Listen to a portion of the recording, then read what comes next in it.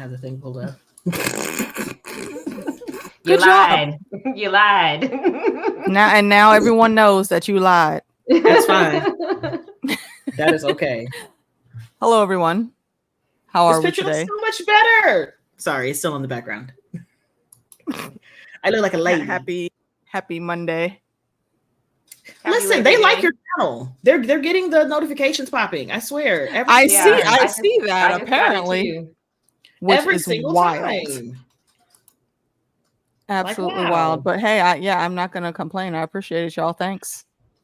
Please keep it going. So let's see, who do we have over in the chat today? Mohammed, what's going on?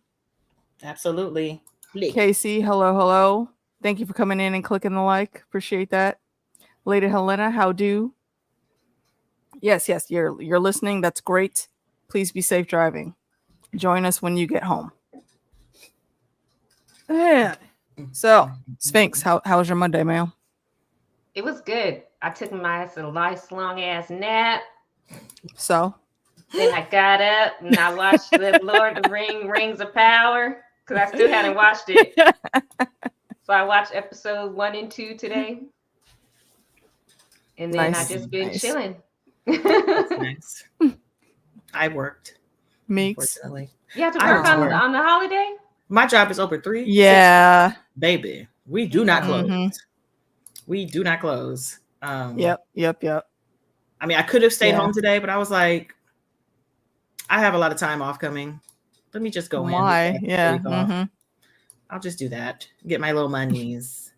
Indeed. But I also took a nap. It was great. Took a 2-hour nap. Mm-hmm. Right. Go. Yeah. Well, I was messing with Sphinx. Yeah, I absolutely took a nap as well. It was great. My couch was comfortable. Worth. You gotta rest up. You gotta rest up for these streams, man. Look, I had to take a nap before I could watch these episodes and take all these notes that I had to take. I didn't take a lot of notes, but a few notes. Hey, Maker, what's going on? I'm thoroughly entertained, and people are enjoying my commentary. I swear, as they should. My favorite thing is the wigs. These wigs are amazing. You hear me? Like, why didn't they hire these guys? I was looking at the wigs myself. Why didn't they hire this crew to get it done? Because they keep they keep everybody laced up and laid down. Just come on, man. Especially the dwarves. Oh my gosh. Lisa's hair is like ridiculously free flowing and gorgeous. Lisa showed up looking like Beyonce in one of them damn episodes. Her hair I'm was saying flowing all down her all back flowing down. And if you see the actual actress, her hair is short. I'm like, man, what bundles was them? What curl patterns was that? Where did they order that from, please and thanks? Give me the link. Who is the donaire? Because that's them some wigs. They're beautiful. Well, look, if it's Wigs R Us, then they are doing their thing. Let me go there. Right. How do we get there, please? It's beautiful. Thank you. My goodness. But I just always marvel at how beautiful this show is. Like, my God. I was thinking it is the landscapes, you know what, they stayed with the quota, because I feel like anything that has Lord of the Rings name attached to it, it so has pretty. To look beautiful. Majestic. And they've done that. They have absolutely done that. Like I'm all over this. Is Heidi doing anything for Lord of the Rings? I believe she is actually. Good. I don't know when, but I'm sure you will get a Raven as soon as she figures out what's good. The outfits be outfitting, and I can't wait to see her talk about that, because I was like, oh my gosh, I would be stealing shit off set. I'm so sorry, Amazon. I'd be like,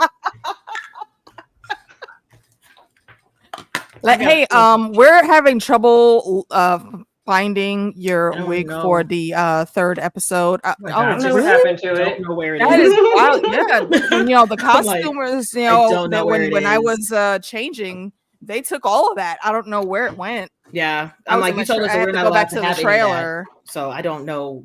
I don't know what you're talking about. Like, y'all should take better care of the wigs. I know. Like, I figured y'all did you not have security? Yeah. Wow. Where is the security? Yeah. And then 2 years later, Halloween, to be like, busted out. All right, let's go. Posting pics on Instagram like, Oh my God. Okay, listen. Them rings are definitely ugly. Hey, they Amy. are. They are. Yeah. I feel like ugly. They dropped the ball a little bit on the rings. They look similar to because we've seen Galadriel's ring in the original series, and they look similar, but you can very much tell they are not the same. It's like when you get new money for the first time, and people want to get those big ass rings, and then they get the ugliest, gaudiest, nastiest looking rings because they don't have no experience on what to actually look for that looks good. They get a big ass like rock, costume jewelry, teeny tiny neck, and I'm like, looks like that is my grandmother used to wear. Costume jewelry. That's exactly what it looks like. Yep. Wow. Yeah. Oh, what is this default camera things? Oh, don't you break it. I'm not touching nothing. You about to crash it off.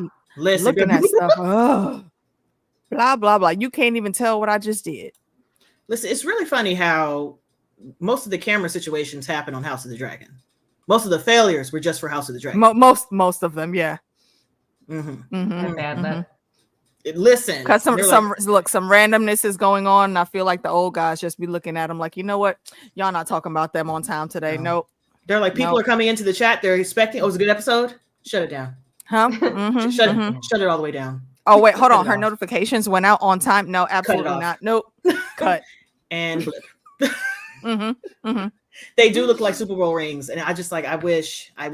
Oh yeah, and that's like the metal, kind of sad, and how the metal looks pretty. But it's still not. It's not giving me elven architecture. I need a thicker. Yeah, exactly. I need a thicker ring. I need more like designs. I need a little bit of sparkleization. You know, you have those rings that don't have like diamonds on them, but the way they do the gold, it has indentations that make it shiny. Oh, the diamond cuts, the little cuts. Yeah, like the little cuts on it. That's what I'm expecting. No, apparently they said no. They spent all of the budget on getting everyone to New Zealand and taking all those landscapes and the outfits and stuff. So after that, there was not a whole lot left in the budget for anything else. They just went to the dollar store for the rings. Yeah, and they went to the party store. And I'm kind of sad for this series because there's so many people who keep like stomping on it because they don't like how it's being adapted. But I'm just like. It's too pretty. It's too leave it alone before they go away. Also, I don't like. You're talking about adapting kind of original stories here. We don't. There's. I know there's some things that are written. I think it's in the Silmarillion about some of the early days, but there's not a whole lot. At least to my knowledge, there isn't. Take that out of your brain and just watch the show. Just enjoy it. Because even if I am liking the journey. Even if it's not up to like this crazy high standard, it's still good television. Oh my gosh, it is. I'm so intrigued. I'm so interested. I'm really sad that they did the first 3 episodes.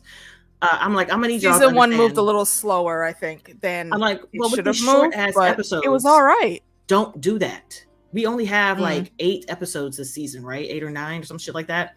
Don't fucking do that. When you only have you have less than 10 episodes, don't release any of them outside of 1 at a time because there's only so many of them. Like shit. Yeah, there's only half the season's gone now. Yeah. Trash. Yeah, and that's all it is. So hopefully folks will start just enjoying things and not bringing the ridiculous fan brains to them. But nice. You didn't get a notification. Okay, well maybe they decided that you wasn't gonna get one on time today. They were like, no, skip. Oh, yep. No, she got 4 or 5 other ones out there. That's all right. No, thank you. No one else needs them. But what's my first note here? Sauron, and it's interesting when you do compare some small things, I think, to how you've seen characters act before, because Sauron likes to hear himself talk a lot. I enjoy it. Like that whole speech he was giving at the beginning, like, bro, did you read the room or even attempt to? It's giving diva. It's giving, I have arrived and I would like a tall glass of spring water with no ice. I would like a glass of ice from the spring water. I need 2 bottles. It's like coming in there. And people with are like, 3 drops of lemon on board. Everybody, they were just no one. I love that because he was like, "We're going to take over, and it's going. Some of y'all are going to die. A lot of y'all are going to die. It's going to be worth it because I'm going to take over." And they're like, especially after he said that, they was like, "Wait, bitch, what?" We just had a whole bunch of fucking deaths. What do you mean? What? And then he goes and kills one of them. Like no one is going to react to that. Why did you think this is the smart he did happen to try it. He did. He did happen to fuck around and find out. I was laughing too at that. I was like, damn. But that didn't help the situation. I was like, y'all gotta jump him. It can't be one-on-one. Y'all gotta jump him, and I'm glad. It did not. And I mean, I feel like it took Adar a little too long to make the move, but I get it. He had to make sure he was vulnerable, so he didn't end up. Oh my gosh, getting messed up. All right. Mm-hmm. Sorry, like, once they started looking up at him like, you gonna put this crown on my head or no? Like, again, how did you not read the room, my dude? He was like, after the speech I gave, you better. After that great speech, you better put this very spiky crown on my head. The great speech where he was really sitting there like, I am your only salvation. And I was looking at, bro, first of all, you just killed one of them. And yeah, I get it. He started it, but whatever. He's dead now. Mm-hmm, and you're sitting here throwing a tantrum. Like you said, like a diva. Mm-hmm. I am the way and the will. It's only through me can you achieve your goals, whatever your like freaking goals may be. Yeah. Right. Exactly. Like that. That's kind of what he's billing himself as. He was like, and then he has the nerve to look surprised when the back of that crown hits the base of his skull in a way that he did not intend for it to be happening. My only beef with them there is, why did you stop after just that one hit, and then y'all took so long to follow through with the gang? They were like, As soon as the hand went down to take him down. Oh my god! I would have been continually stabbing with that crown. Yeah, exactly. Y'all jump in anytime here. Like I'm like still just stabbing away. They all crowded around him, but they were still only hitting him like one at a time. Like, how do you do that? Look, everybody in there should be nothing left of his body at all. Tear him apart. Listen, first of all, I don't be paying attention. I'm gonna put this in the chat, y'all. Put this in our private chat. Girl. Okay, hold on. The way they be, what is this? I didn't see none of this. They be looking hot as hell. What? All right, hold on. Let me open this. Quay. This page is not working. Look here, damn it. It's not working for me. No. Disrespectful. Yeah, hold on. Let me get to the actual entertainment one. Yep, not working. It does not like you. Apparently. But I blew up the picture at the top, the first picture, the one of 27. My goodness. Let's see. Scrolling. Are you talking about the group picture? The one with them all in the forest? Mm-hmm. Okay. That looks like they're going to the sickest freaking gala. Did you look at my girl over there? That has ever been made. Look at Disa. Okay, wait. Give me a second. I was like, that's what I'm sitting over here like, oh my god. Yes, the whole conversation. And I will never complain about that. What you call it looks like Katy Perry. Oh, in the front? Yes. Yeah. At least she gets to look cute right here because because they be having her looking dirty as hell as a little Harfoot. Oh, that's Nuni or Noni. What's her name? Nori. Nori, yeah, that's Nori. That's Nori. Yes. Wait, where's you can't even recognize her. Oh yeah, at the bottom. Oh wow. Okay, hold on. Let's so y'all can see what we're looking at. This right here. Look, the fits are fitting. Wait, who is that? Is that Sauron? No, that's not Sauron. Sauron is the one in black. In the white. Sauron is the black. That one is the Isildur's dad. That's my man, the sexy man with the hair, who's the hand of the queen. Oh, Isildur Senior. Okay. Yes. Hey, that's my man. Every time I see him, I'm like, God damn, it's the hair for me. Look at Sauron got them shoulder pads. Lisa's hair and that freaking dress. Oh my god! I'm like, it is gorgeous. Galadriel over here looking all queenly herself. Like, my goodness. I love whoever did Nori's makeup and put this outfit together, Yeah, really good. Mhm. It hella works. Mm-hmm. Hella works. Queen Mariel looking exactly as she should. That's my Gorgeous. girl. We got the King Durin over here. Like I'm looking at King Durin Durin. and that the old white man in the barber shop in Coming to America is playing in my head. Like, what is this, velvet? Mm-hmm. What is that? Velvet? That looks, yeah. I like it. Whoever put the fits together for him, beautiful work. You earned your paycheck. Yeah, they did great at that shoot. Oh my gosh. Yeah, I'm sitting here just like, I don't think I was trying to go on the Far Far Away site that Heidi suggested to see if they had anything for the show, and they didn't. I was like, damn, they don't have any stills. They're not keeping up. Boo. I find stills. Boo. But yes. But yeah, that was. I mean, that was a lovely tangent, though. I appreciate that. I'm glad I saw that. But let's see, where were we? Oh yeah. When exactly. Yeah, I laughed. But then I also laughed again when it was all over and he's laying there and Adar goes up and kicks him, and it seems like he gave like at the end of a fight when you still have time to put in a finishing move in Mortal Kombat. It's like he heard the fatality come in. He like summoned his best he summoned his best like level 3 Night King freeze spell. And then he put the frost on everything, and then he trickled down in between the rocks to the black blob of disgustingness. He hit that shit for real. And he killed a poor rodent. Master Splinter is no longer with us now. Why was that so hard to watch? And because it was some bugs. It was the swimming. It was like it was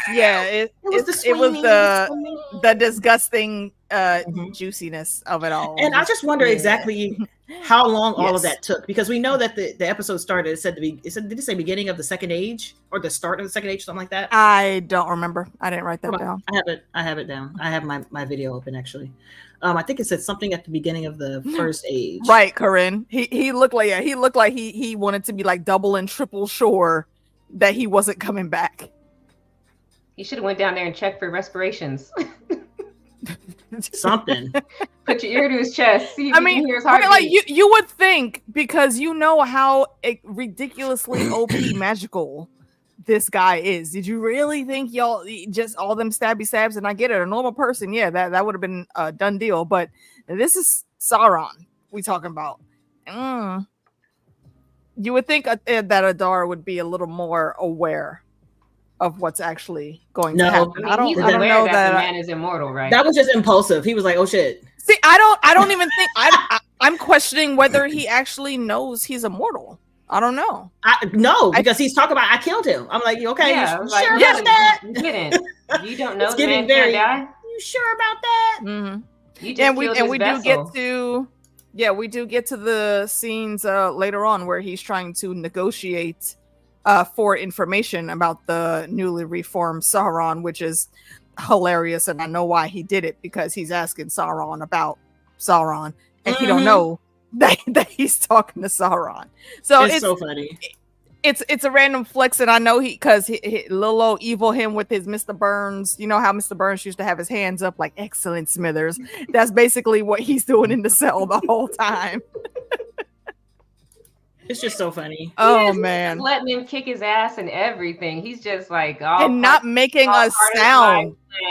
That's because he was like, okay, go ahead and do it again. All right, I got you, fam. I got your ass. Go ahead and go on. Like, I already got to come see you. He don't even flinch. He's just like, okay. Right, like, I already got to come see you about these bills right here. But go ahead and just keep making that list longer. Go ahead. Corinne, I think that he wants to believe it so badly. That's why he keeps asking and double checking. Like, he wants to believe that he did. Right. But he feels like something ain't right. Like, too many people talking about Sauron for Sauron to be dead. And he don't like that. like, why y'all keep asking about this man I killed? Why y'all keep asking about him? Why does his name keep coming up? You saw him where? Huh? In a forest.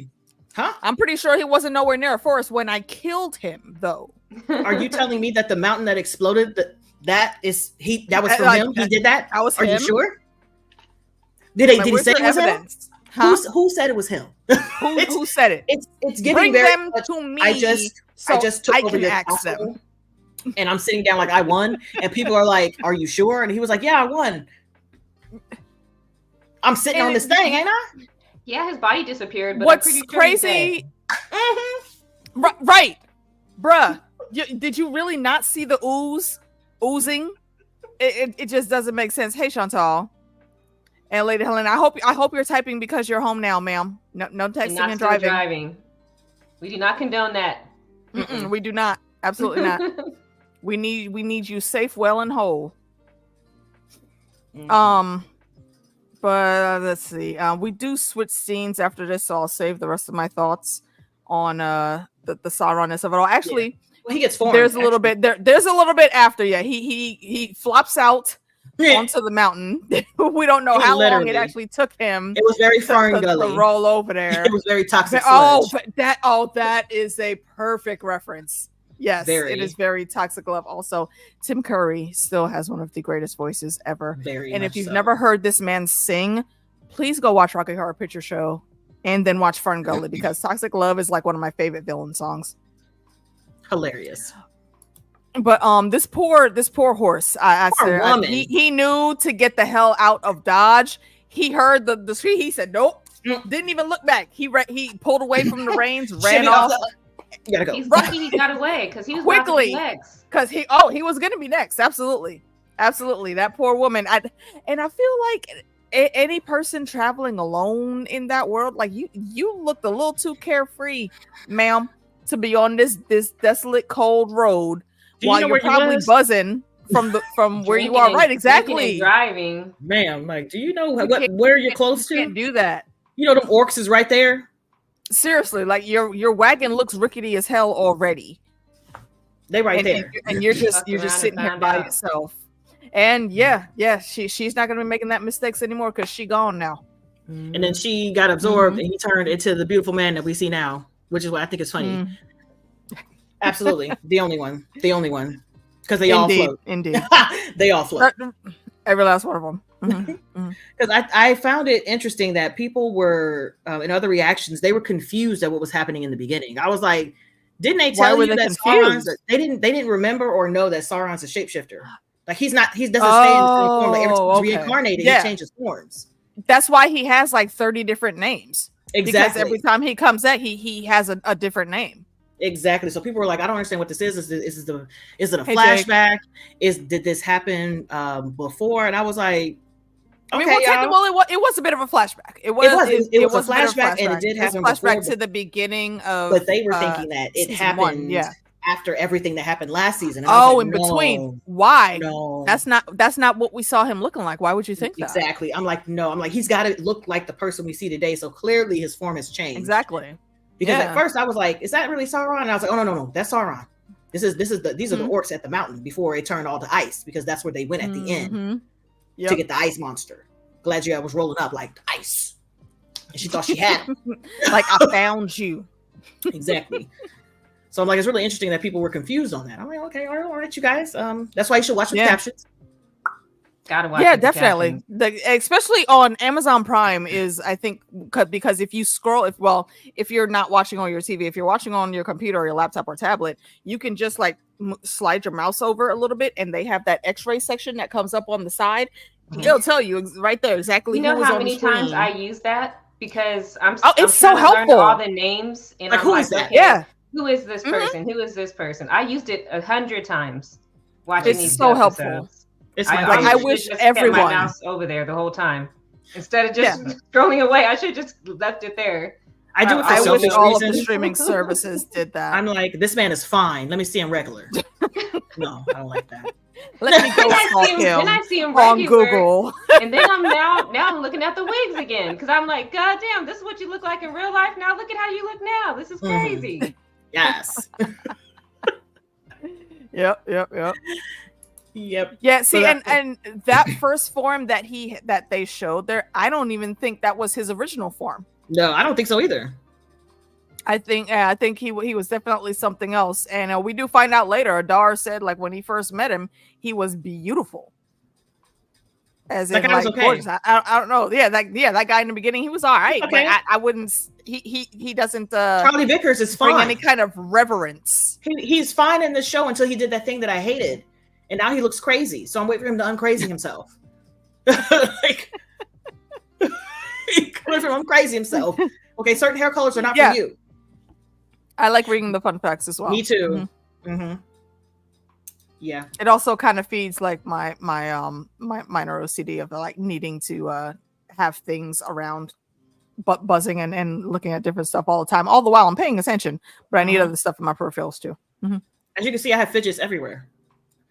I have all types of fidgets. I have these ketchup packets. I just be squeezing these fidgets. Ketchup bag fidget. Listen, I have all types of fidgets.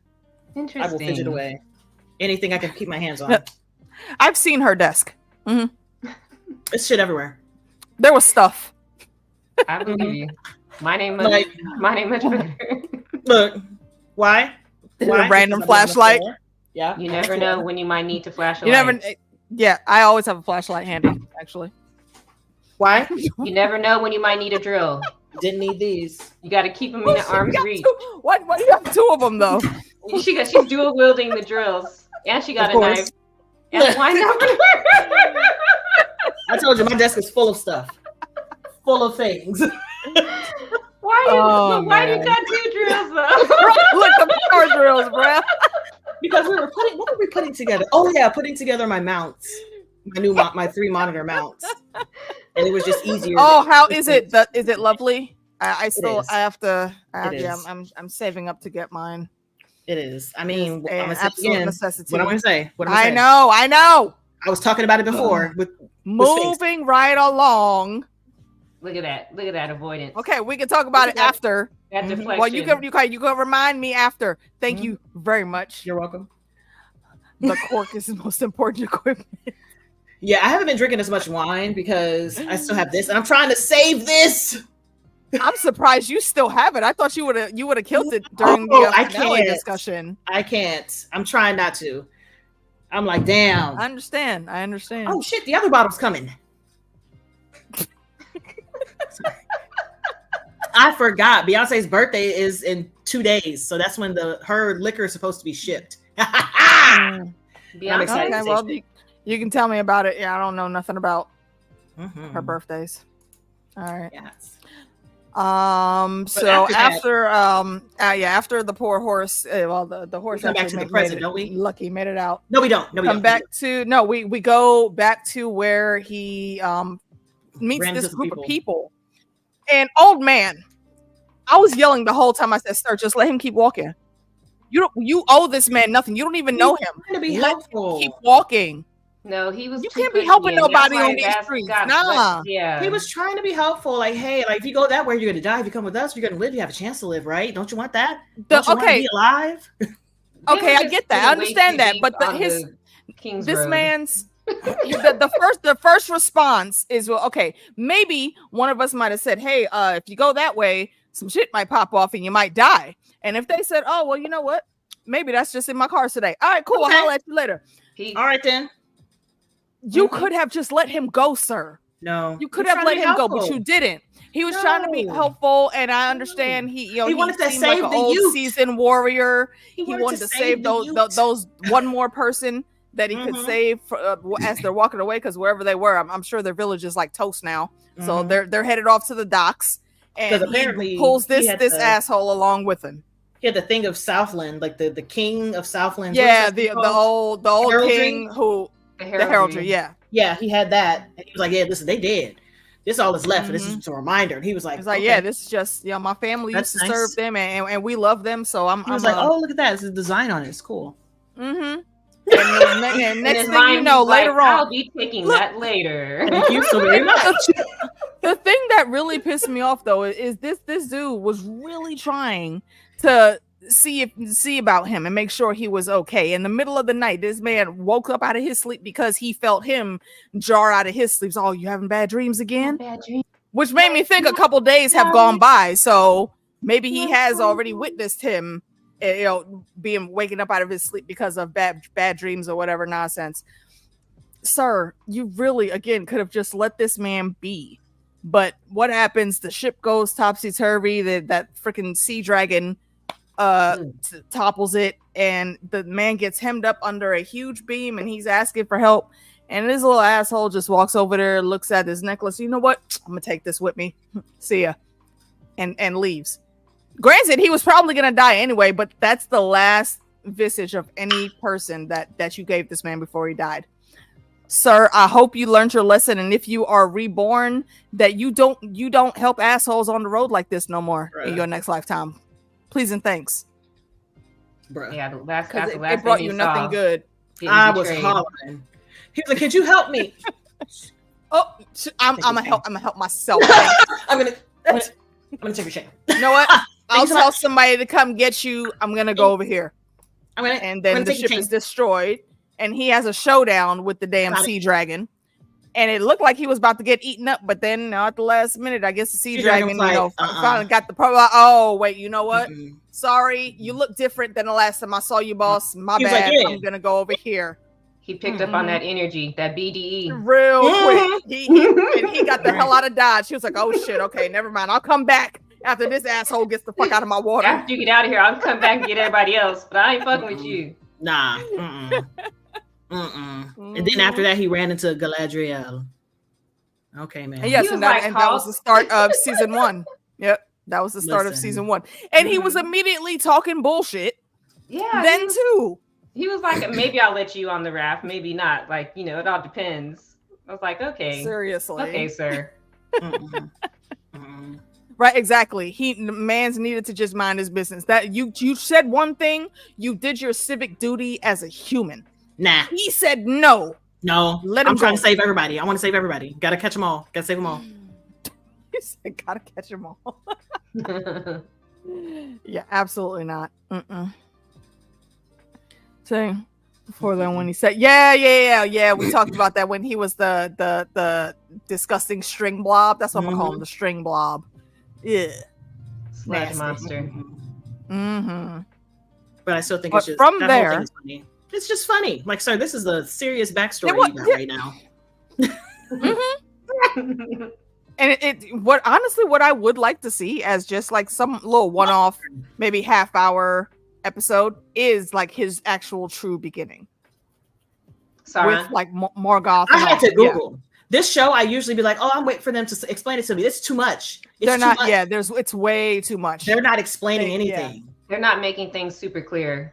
No, especially and I was like, time jumps. They didn't say that they were time jumping. I mean, it wasn't. It was pretty obvious, but it could have been like for me at first. Like I'm new to. I didn't read the books. I'm just only know what I've seen in movies and in the show. So I feel like I'm a step behind, and I gotta try to like register. I gotta really read those subtitles really good.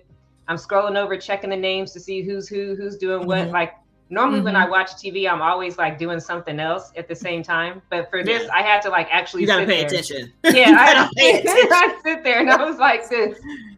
Exactly. Before the guy deterred. See that? Exactly. Yeah, we don't know. What we don't know. They didn't tell. They didn't give us any information. And also, greetings, hello, welcome. Like, what was the reason? We don't know why he was going towards that village. I'm so nosy. That's why I just had to look up. I had to look up a bunch of stuff. Like when you know what? He was trying to find Adar. Eventually, maybe he was going right there. He knew the orcs were that way. Listen, was he really about to smoke him up immediately? To go straight back to that? Because he looked like he was still barely holding it together. He's mad as hell. Walking down that road. He just got back. If you really was about to go take the smoke to him, that really? I don't know. Because he did eventually turn himself into Adar, so maybe that was his original plan. He did eventually, but I think he had to. Because it wasn't it was I see, and this is why they don't make time very clear sometimes. But if I'm trying to like put in my piece, where exactly was that happening? I'm gonna have to. They don't say at all because it's sketchy trying to put some of that stuff together. Like we don't know how long even still, Bob monster. It could have been years. It did say. Decades. I would chance to say that it was probably at least a good few months, because he was moving way too slow to be crawling from the very pit of a mountain. And there's not a lot of food scaling down there. all the way back up, and there's not right outside of the bugs and critters that he caught. Because I was just confused at the fact that when he killed him, like at the very when Adar killed him at the very beginning, did he still need the rings? Like was making the rings still something that he needed, or was it after he got killed and he came back and he realized how everything was situated now? He needed rings now. Right now, he only has the 3 elven rings, and he technically doesn't have them because he didn't partake. He didn't touch them, particularly in making them. Yeah, none of his magic like, did he went need into them? that. Did he need them at all? Like at the very beginning when he was killed, when that guy with the flop flop, if everything had went smoothly, was he going to create rings for everybody else then, or did the ring idea come later? No, he was always gonna do it for everyone. Okay. Because that's always his plan, is to trap everybody. Okay. That's what I was confused. Okay. See, that's what I'm talking about. I'm like, it's some stuff. I'm like, so this is a plan from the very beginning. So I know he mad as hell. He had to waste all that time, all those years to come back. Yeah, I remember that, Amy. Come back to form and be like, all right, now I can start my shit. Right, that's why I was like that when that old man said, there's just death down that road. He was like, oh, we're old friends. He was like, let me hurry and get there so I get this shit popped. Like I'm on a schedule now. I don't have time for any of this. But after all of that, we cut back to Galadriel, and she's kind of on trial a little bit here with Celebrimbor, which like, I get it. You see me? I'm like, I get it. I understand because Elrond was like, he did. It was who? And you ain't gone. But see, here's the thing though. The one thing that I do, like, I didn't rewatch season 1, but the one thing I do remember is when she was trying to tell them all multiple times that, Elrond is back. Hey, he's back. This motherfucker is gone anymore. He's back. I think he's here. I'm seeing these signs. Everybody was shutting her down. So for you to come out the side of your fucking face right now, Elrond, talk about you knew who he was and you didn't tell us. Y'all the ones that were shutting her down the whole time. And the thing is, she's been trying to tell y'all this shit for months. It's only been like 5 minutes since she found out too, if you think about it. Because she found out after the ring was made, after the rings were made. Like he was getting ready to try to like, hey, I'm trying to deal with you. I got these rings made. I know you want one. It'll help you out. But let me tell you something. I'm Sauron. I'm not who you think I am. Like, you want to hold my hand? You don't want to hold my hand. So it's because I'm Sauron? Is that what you thought? Well, okay, I'm Halbrand. Halbrand now. Like, is that better? Yeah. So she had just found out. Like, you couldn't even give her a moment to like wrap her face around it before he went to snitch. Because you found out. Not only did he go snitch, but he also stole the damn rings on his way to the snitching. He held him captive. He was like, nobody's getting these fucking rings. He was like, we don't. But his reason makes sense. He did not know if Celebrimbor and Sauron actually had touched the rings and tainted them. I get that. I understand that completely. I understand that. But I get it, but I feel like he should have allowed them to. He was that's exactly what I was about to bring up, because he was so butthurt in his feelings about this. Like, what? Let them test the fucking rings. Yeah, this is very simple. This don't even have to be an argument. And this is your high king that is giving you the command, and he's had to give it already more than once. Why you over here tripping like a toddler not wanting to let go of their toys? Because I'm confused. I'm like, well, he could have just tried on one to see if it worked, or tried on all of them and be like, okay, the tree's treeing. Have the guards around if you think something bad is going to happen. So if he puts it on and the freaking dark sky clouds start moving in, to him up, pry that shit off his fingers. Exactly. This is easy to do. But you want to go ahead and be extra. Because I'm not going to give him. And to the point to where he jumped off a damn cliff, hollering, just to get away. I was like, go ahead and jump, sir. You didn't put yourself into. It's either go forward or swan dive. Go ahead and swan. Bow right off the edge. He bet it all. He bet it all just exactly. And what for his friend to be like, These rings are so pretty. These are so awesome. His friend was like, "Oh my god, I'm definitely gonna destroy them.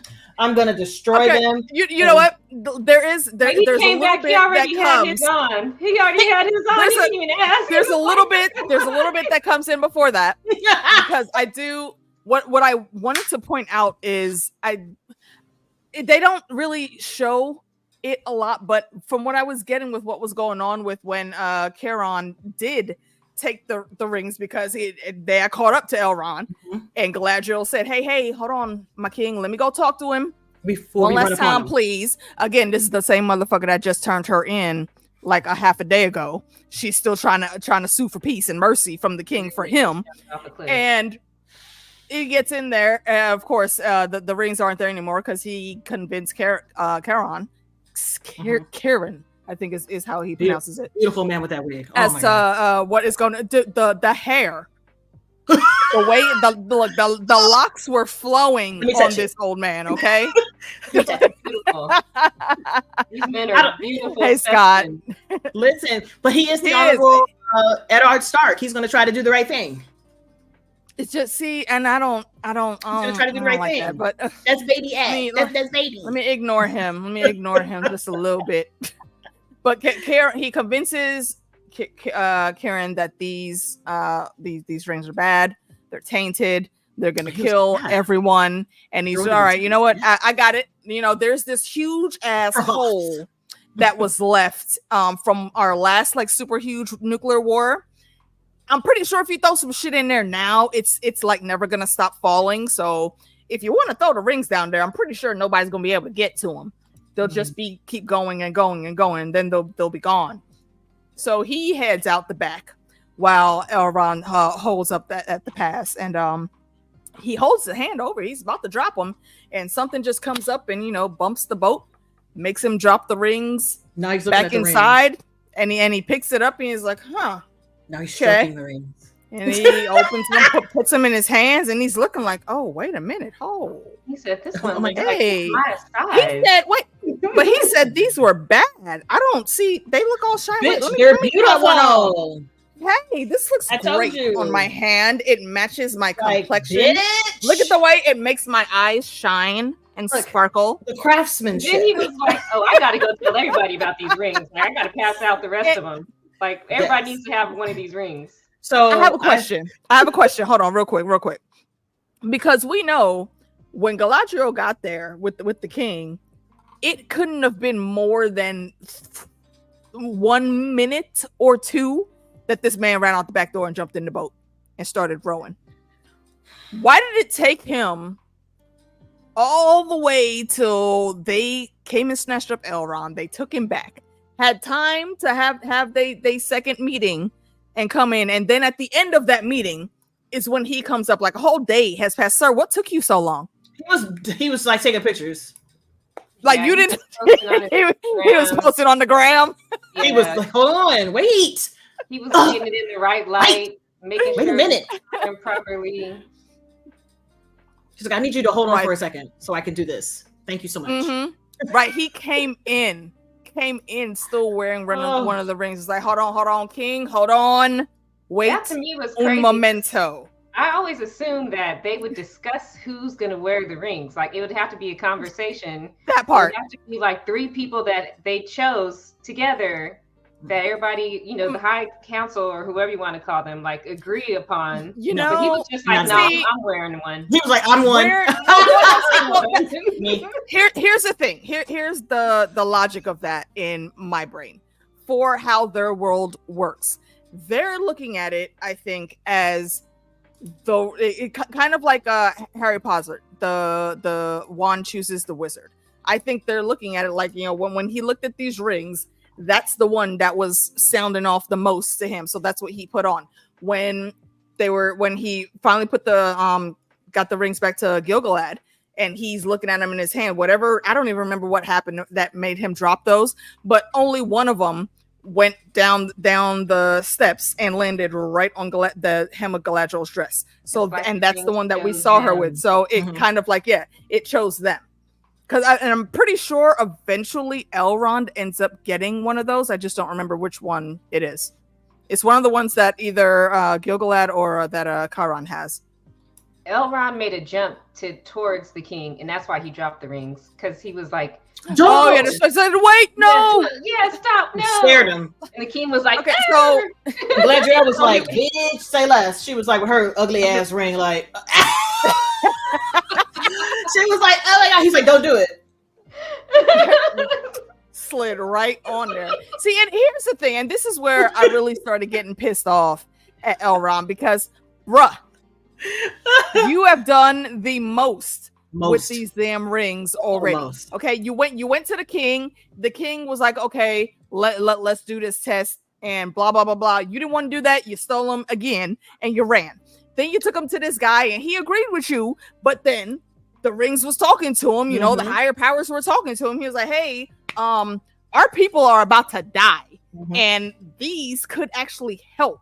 So maybe we need to take a better look at this and see what happens first before we just go ahead and destroy them, because then we're gonna have to leave Middle Earth anyways, and the darkness is still gonna be here. The shit is gonna be even more fucked up. We're probably gonna have to come back and be the ones to clean up that darkness. So let's just try it. But Elrond here is still sitting here like, no, guys, it's bad, it's horrible. We don't know what he did to him. This could all be in his plan. And Galadriel's like, all right, bet. Slides her ring on. Gil-galad slides his ring on, and pose. They have the pose. The tree stops dying and immediately comes back to life. There's gold skies shimmering. The leaves are looking very lovely and all of that. I would have immediately, after the tree healed, I would have taken off my ring to see if it had stayed. I'd have been like, okay, this is what we wanted, right? The tree. Let me see. If it starts to die, I'd have been like, oh, well, that's a thing. That is a thing. But nobody. I don't think it would have died, but yeah, that's not the setup that they gave us. I think it still would have been okay, because that means that you could still have the rings without keeping them on you and without having to be influenced by them. So like one time you stuck. Yes, like, okay, the tree is fucked up again, y'all. 1, 2, 3, rings. Take them off. All right, that's all we needed. Thank you so much. Powers. Okay, like every couple generations, rings. Because that's what. And that's the thing with these three. Like these three are literally the only safe rings. If I'm remembering correctly, because it's been forever since I read the book and I didn't go back and like read any of the like pre-age stuff, but the rings were, I think, maybe at some point potentially influenced by him, but it was expressly cut off. I think somebody had caught it right before something bad would have happened. What is it? So the elven rings were not actually tainted by Sauron, but when all the other rings combined, it was enough to influence them. Yeah, period. Like it was enough to pull them into the fold. But all the other rings had to have the touch of Sauron. There's so many songs that's coming into my head. But that's what it is. So he was trying to get them other rings together so that those rings could overpower the fact that he didn't get a chance to manipulate the elven rings and still do what he wanted to do. The elves were too strong, though. I had to look that up because I was like, he never gained influence over the elven rings, because I couldn't remember. Luckily, my life season 1. I was like, did he actually did he touch him, or was it just Celebrimbor? Like, did Celebrimbor let him? Like the Captain Planet ring? Exactly. I was one song. Yeah, pretty much. The other one is like, I'm not gonna sing it because I'll start singing it and it won't stop. Continue. Oh man. Okay. So from there, Elrond walks out of the Great Council meeting, even though the tree is now coming back to life and y'all's lands aren't gonna die and you don't have to leave. He's still sulking in the corner like, I'm sad now. Why won't anybody listen to me? He's all pissy. I mean, at this point, he has the right to be like a little worried. Everybody should be a little worried, but they're so magnificized by the ring, they're not thinking of anything else. So I'm like, I understand him being a little worried, but you go sit in the corner and shut your mouth real quick. Just let him out. Let me have a little bit of humility and be like, okay, maybe I wasn't completely right. Maybe I was a little bit wrong about the rings, because we still have not been shown that there's any negative aspects to the rings so far. We do see for a fact that they are helpful. that they're saving us, and they're basically saving all of our lives. Yep. That's been proven now. And that is pretty much a little bit later on. There is a conversation between him and Kierden. And Kierden tells him, like, bruh, I understand what you're saying. I heard you the first time. I get it. But you should realize that even if you don't trust these rings, they are with the people that you trust the most. Trust so us. The benefit of the doubt. Yeah. Okay. I think they had like some really like great singer or songwriter or something who is like the best hands down across their lands, but he was fucking drunk. It's like, are you gonna not listen to his music because he was a sloppy ass drunk, or are you going to learn to separate the art from the artist? It's kind of the same thing. You got to look at the bigger picture here, bro. Get out of your feelings. And that's when he goes off and he's like, and that's when he goes off, and then he does a double cross and convinces Gil-galad to put him in charge of the expedition now, and takes the leadership away from Galadriel. I don't think it was a cross double cross. I don't think it was a cross double cross because Galadriel herself was like, I can feel the influence of the ring, and I know you feel the influence of the ring, and we both have the ring. So I need Elrond with me to make sure that I don't fall for this man's traps. And he was like, okay, I hear you. I hear you because I'm experiencing the same shit too. So he was like, it's actually smarter to have him in charge in case you decide to go back and do the crazy. But before that, he told her, I'm saying he told her that he was not going to go, that he was not going to do, because she said, yo, the king isn't going to let me go without you. And then he was like, well, too bad. I guess you ain't going then, because I'm not going. And I think that her conversation with him kind of like wavered him a bit. And then him seeing everybody with the rings, because this conversation happened before everybody got the rings, but seeing everybody with the rings, he's like, well, shit, now I can't trust nobody in fucking charge. Now I got to be there. I don't want to, but now I got to be there just in case shit happens. So, of course, he has to put himself in it now, because technically he is the only voice of reason right now. He's the only one who is not influenced by the rings making decisions. So that's what it was. He said, if you feel like everybody else is misguided, then step in and guide them then. Don't just abandon them. That's just leave them to like if you're gonna be here, help. Be there. Yeah. She was literally asking you for help, bruh. Yeah, go on and do the help. And I think that once the king saw how serious it was, how quickly it was affecting them, and he was like, listen, I haven't been near this man like that. You have. This man has been inside your mind. You are more at risk than any of us right now. So we need somebody on you. And she recognizes that. That's why she wanted Elrond to come in the first place. Exactly. Because listen, it's not a romantic thing, is it? Because let me tell you something. In the show, I'm like, no. Bust it down for Sauron, because it looked like you was about to bust it down for Sauron. Like, ew, I really hope. Listen, every time she thought about this man, it was like him close to her looking at her, like, what y'all finna do? Y'all finna do? I was like, y'all finna show for something? What y'all finna I mean, he does always seek to corrupt. So maybe he was trying to lay that groundwork, but ew. I would let him pipe. I would. Corrupt, if you will. I would take corruption pipe. Oh, goodness. You say corruption pipe? Yes, I did. Yeah, I do what what critic is saying here. I do remember Galadriel using her ring to create Lothlorien, and so Elrond ends up getting Gil-galad's ring, and that's what he creates Rivendell with. So yeah, interesting. Yeah. Are we done talking about the piping? Yeah. She said corruption pipe. Listen. The man is fine. I don't know if he had a wig for his brown hair, like because he does have brown hair, but I'm like, he's fine. Sauron is fine. This version of Sauron is fine. The last one I'd have been like, the last one, that younger one. No, not at all. Oh my gosh. Oh my goodness. But yeah, you want to, first of all, side note. Wait, whose husband has to show back up? Oh, I know you're talking about. I know exactly who you're talking about. Oh, okay.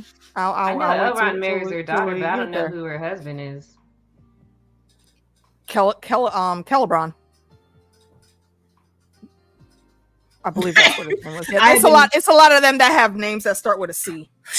Yeah. Listen, and first of all, did they get hired based on how well they can roll their R's? You gotta roll that R. I can't do it. I'll be struggling. Sometimes I can. I'm like, I only got one R roll word. One R word. One R roll a word. I can't. Oh my gosh! But side note, we went through everything with the elves already. Let's talk about that. That's why I wanted to. That's why I wanted to get them completely out the way. But we can go back to Sauron because we still ain't talking about Sauron. Technically, Sauron was out here Sauroning. Sauron, yes. He is trying to make the rounds. He is they actually sent messengers back to Celebrimbor, to try to warn him. You know, he had already made the promise last season that he wasn't going to do nothing else with that guy. But now he's showed him back up here again. Well, no, that's actually in episode 2 because I'm looking at it. Is it episode 2? Yeah, that's episode 2. He's still trying to negotiate with. He's still locked up. That's right. Yeah. And he's negotiating with him because once he brought up Sauron, Adar was like, "Why y'all keep bringing up this nigga that I said I killed?" And the other orcs were worried too, though. They're like, "This is too many people." Sauron was like, "Did you hear that?" Once they took him into the ring, he was like, "Hey, Dad," because Adar has them call him Daddy. Father. Yeah. Yes. What he was talking about, like, what is his damn name? Melkor. He's not actually coming back, right? Sauron ain't coming through for real. Like he can't. Like we killed him, right? He said that. He said that he came back as somebody else, and he would work with you to tell you who the somebody else is. Like figure it out. Like is he somebody else or is he dead? Because you said he was dead. He said he was somebody else. And and Adar is looking like, look, fear not, my child, fear not. Okay, Chantal, you're good. Chantal's Daddy crazy. Daddy said, damn it, Chantal. Chantal, you're Chantal, you're correct. You're correct. I can't. Listen, there's so many. Listen. If you watch my reaction, I've been talking about it the entire time. I was like, I don't know what it is with these regular ass men with these wigs, but I don't know fantasy. I don't know what it is. They're doing it for you. The wigs are wigging. They are wigging for me. Okay, the wigs, they're wigging. I'm sure you're not the only person that thinks so. Fine. Maybe I need to like Isildur's dad. Isildur's dad is my man with a PH. I would sniff his neck, and not to mention the king. He does have nice flowing locks on with his wig too. What's the queen's guy that her councilman that's shady as fuck? Him? I don't remember his name. I hate him. But I know his hair. But the hair, his hair is nice. Coiffed. You know what I'm saying? Hey, Jackie. I love it so much. But yeah, so like he was trying to convince him. And so while Sauron was listening to everybody panic, he was setting up revenges because this human dude is talking shit to him. He's just like, all right. Like, you don't tell me what to do. I'm gonna kill you afterwards. Okay. Right. So they have him locked up, and one of the other humans that had pledged fealty came in and it's like, hey, come on, good king, even kings need food. You can't just be sitting in here hungry or whatnot. And while you eating, why don't you go ahead, just let me know what you was talking about Sauron, man, so I can tell him. Like, and of course Sauron is like the master manipulator. It's all right. Turns around real quick. He goes, "You gonna do what?" Yeah, jump at him real quick. Drops the plate. Like, look here. First of all, he's locked up. He's not gonna be able to touch you. What are you jumping for? Because he's scary. Why you flinch, you punk ass bitch? Why are you talking shit to this man if you can't even handle that? And then he commences kicking his ass some more. And he does not make a sound. Again, does not make a sound. He's like, there's a puppy back there I need to talk to because I see him. Let me get this bone. So once they're done, he pulls up the bone and the little pup comes up, like you say, intimidating him again. And he grabs the meat and he's holding on to the bone. He starts speaking in that dark speech. And the puppy is like, oh, wait, hey. Wait, damn it, why didn't you say that was you in the first place? You got snackies. How you gonna come back and you didn't tell me, bro? What is this new face? You know I didn't recognize you. I'm over here yelling at you and shit. Thank you for the snackies. So he makes a friend. Yeah, he makes a friend. And the next day, he ends up having a conversation with Adar going in, and Adar is just, again, another one that likes to hear himself talk. Talking about, when I first went to, when the armies of Melkor were forming, there were like, what did he say, like 12 or 13 of them that were chosen and blah, blah, blah. And I got taken and I was put on this mountain peak and tied up. And then after what I thought was going to be just endless hunger and thirstiness, somebody came up and he brought me some wine. And that man was Sauron. And I thought it was just great that he brought me that wine. And he was so beautiful. Like, bro, is all of y'all thirsty for Sauron out here like that? Come on, man. We all? I mean, apparently. Mm-hmm. So he goes on rambling, yada, yada, yada. And it comes down to, again, talking about this damn deal or whatnot. He said, look, I know this dude that you're talking about. I don't know what form he's in right now, but I know he's back. I seen him. He was with the elves. The elves is my homies. Okay, so if you let me go, I know I can go back and talk to my homeboy and have them point him out, because I know he knows who it is. I didn't get the chance to ask him who it was. Yeah, like a name and stuff. I can get it. Right, you let me go. I can go get the info and I will send a raven. I got you. You can muster your troops, bring the army in, and we can kill him. Dead ass. But you got to let me go first. You gotta let me go first, because Adar is on the nonsense adamantium. What's going on? Damn it, what the fuck was I? Just that quick, my brain went out. He calls in all of the guys, and they're like, well, do you pledge fealty? If you want me to let you go and actually do this, then you have to be on my team. You have to swear allegiance. So he gets up, all right, he starts swearing. He's like, put your face upon my boot. Okay. And tell me you love me. He was like, okay. And the whole time, not seeing that Sauron is down there smirking because he's buying this whole fuck ass story. And he says he doesn't swear to him like everyone else. And I think they were very clear in the writing for that. They had everyone else swear to Adar, and they swore to Adar. This tricky little asshole, I swear fealty to the Lord of Mordor until the end of my days and the end of his. So yeah, I pledge allegiance to myself. He basically pulled an Odin sacrificing himself to himself to get more rune knowledge. Yeah. Yes. So it was that, and the whole time he's smirking like Adar likes to watch people grovel. So I have a hard time believing that he did not look down and see this man smirking and laughing at him the whole time he's talking. Bro, why is it so easy to manipulate you? Because he don't be paying attention. That's the problem. The problem is he's not paying attention. He's thinking that this man is truly dead, even though he's kind of worried about it. He's like, I killed Sauron. I know he's dead. Let me just hear who else is trying to come up and do something. He's not thinking that it's him. He's so arrogant in the fact that I killed him and I know he's dead. Like, didn't you know that this man can't die? Like, right, exactly. He was one of your commanders. Did you know that? Like, how did you not know? Maybe he was still in his feelings because wait, is it Melkor or Morgoth, or are they the same person? Because I know sometimes they have don't ask me. The same person has tons of names. Somebody in the chat that knows the lore. I want to say that. I'm thinking Morgoth too. Yeah, I'm hearing people. I remember hearing that word from other people who are more into the lore. So yeah, you are also just butt hurting your feelings because your guy is like not there no more, and he didn't come back for you and the rest of the kids. So you, of course, you want to keep your status. I think that's all it is. He's slightly worried, but his vanity is getting the best of him. Just like as we see with Sauron, his vanity is getting the best of him.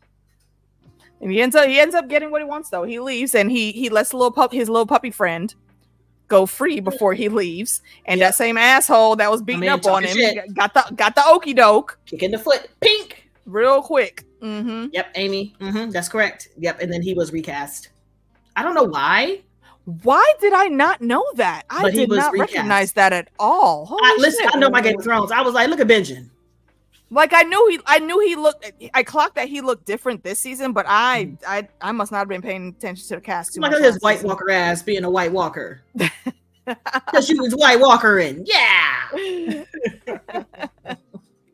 Oh my gosh. Oh, listen, man. I'm looking through the episode and I was like, damn, we really got to the end of that too. And the only thing we haven't really talked about was the Harfoots because they there. Now, episode 2. Yeah. Moving on. Moving on. That's why I wanted to get all those situations out together. Because I know there's a few other things that happened, but just a fun tidbit since we brought up Thrones already. Motherfucking Mance Rayder makes a damn appearance later on. I didn't recognize him at all. And I thought that was great. I did. I didn't recognize him. I looked into some stuff afterwards, and then I realized that was him. Every single time when I tell you, went from Benjamin Mance Rayder. Mm-hmm. I'm like, look at Mance Rayder. He had that wig. He looked weird. The wig was wigging. The wig was wigging, but he had the bag. That beard. That straight black wig. Oh man, so where did we start episode 2? We actually started in Khazad-dûn. On the map, and we saw the map with the darkness spreading out from Mordor, and it hits Khazad-dûn first. And if you remember Khazad-dûn, the bridge of Khazad-dûn from Lord of the Rings movie 1, that is Moria, the huge scape of a cave. Actually what's in the background behind my picture here and on the thumbnail is the whole of Moria. Yes, Fandom D Saint. Correct. What's going on, little bruv? Correct. Just wandering. Correct. Correct. An important character, but them just wandering through the dead. Bruh. I don't. It's a little annoying, and we can't. He's not credited as Gandalf, but we know that's Gandalf. Like, come on, I'm waiting for them to change it. Just change it. We all know. Seriously, like it's like they're still waiting on permission to get the rights, so they have to call him the Stranger. I heard they didn't have the rights and that they can't call him Gandalf. Hey Arlene, hello. Go sleep well. I can't. But yeah, we started out in Khazad-dûn, which is my favorite. I don't know what it is about these dwarves, but they're my favorite part of this series or this season so far. Yes, I like them a lot. I really like the light situation that they have set up in the caves, like how the light beams from one mirror to another mirror to another. Like it reminds me of a video game I played recently where you had to. I think it was a Zelda game. Reminds me of The Mummy. Mm-hmm. But yeah, like you have to move the light, angle them with the angle them the right way. Yep. So also that allows really them to it's super smart. So that allows them to have natural sunlight and they can grow across. They don't have to go up to the surface. Which is really freaking cool because that is a huge, expansive cave, and I don't know why Disa resonated with me so much in season 1, but she did. Like because I believe everything she's saying. I believe everything her and her husband, like I believe it. Like to me, they're in love. If I see the actors and they looking at each other, strange, why? What's happening? You better talk to your wife. You better fix it. No, in my heart, they are for reals together. Like for reals. Like it's just their chemistry is off the charts, and also Disa just don't take no shit, not even from her husband, and definitely not even from the king. And I love that about her. Either. And she's a stone singer, which is super cool quirk that we didn't know about the dwarves. At least I didn't know about the dwarves until I started watching season 1. And when she came out, her voice, I love it. So powerful. But they were shopping and they was noticing, like she was talking about how she was the first one to notice. Bread. They got to get the old bread because you're not talking to your dad. Because technically he is fired right now. Get the big mushrooms. They had to get the little mushrooms. They got to get the little mushroom. They got to and I love that part, especially because she had to remind him, like, didn't you just say that we need to be keeping the strings of our coffers a little bit tighter? And why you go get that big ass mushroom? Put it down. Right, exactly. What is you getting that for? That is $10. Her beard game was on point. It was. It's so nice. It is. It was very nice. Smooth lineup.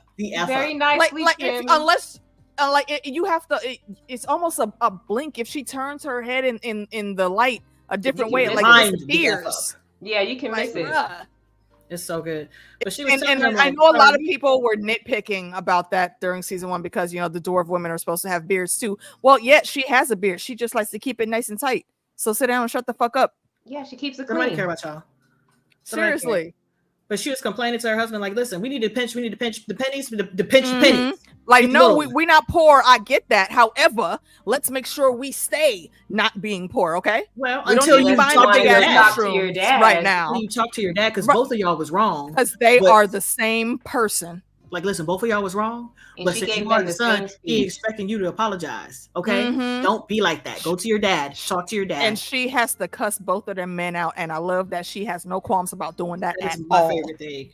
They're And both so stubborn. They both said the same thing. They're like, same I'm thing. not The going to exact apologize same first. thing. Why do I need to apologize? Why should I have you? to be the first one? Yeah, No, both is I'm wrong. the one that was right. Like, it was word for word their reactions. I was like, oh my God. Both of y'all had y'all points. Like, both of y'all had y'all points. And that's the problem when both people are technically making sense. But y'all can't be doing this. I'd be like, listen, baby, I'm hungry. Exactly. You are in charge. And you know what? And because of this, actually, we can get this small part out the way. While he is in the mines, because, you know, he doesn't have his normal princely duties. And mind you, and this isn't the first time he's worked in the mines. We've seen it before. He has done this all his life a number of times. But now there's some old heads in here trying to give him flack, because he's been out there roughing it and his hands are hurting. So he's taking a little bit of a break. He's not complaining. He wasn't about to go leave. No, he just needed to step away for a couple minutes. And these dudes come up razzing him.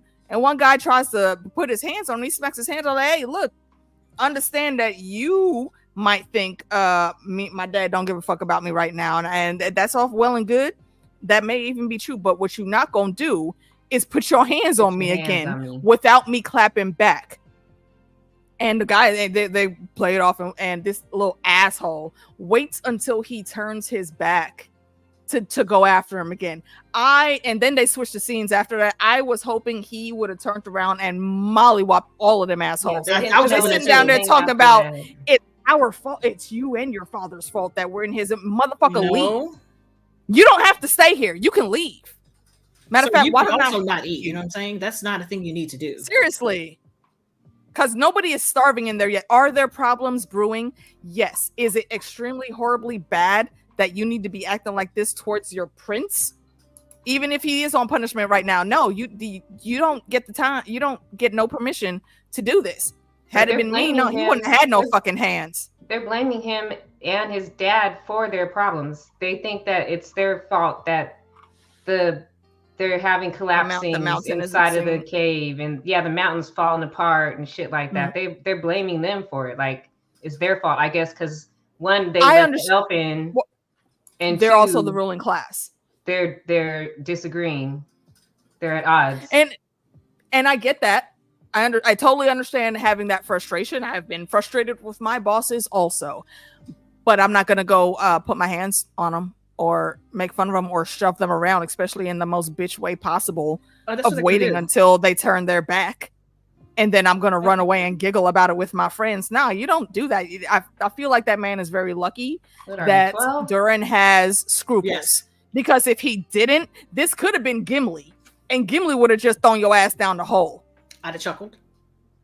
And I would have laughed. Because you would have deserved that. You would have deserved that. A very deep chuckle. Some bullshit. I mean, and he did warn him. He did warn him. He said, yo, you put your hands on me again, we're going to have a problem. I really hope that they address that in one of these coming episodes. They probably won't, but not with the fish they have to fry after that. Petty. I'm petty. Not with the her not being able to actually fill in the tremors and having them lose the light. That's the bigger fish to fry now. Yeah, that's what you need to be worried about.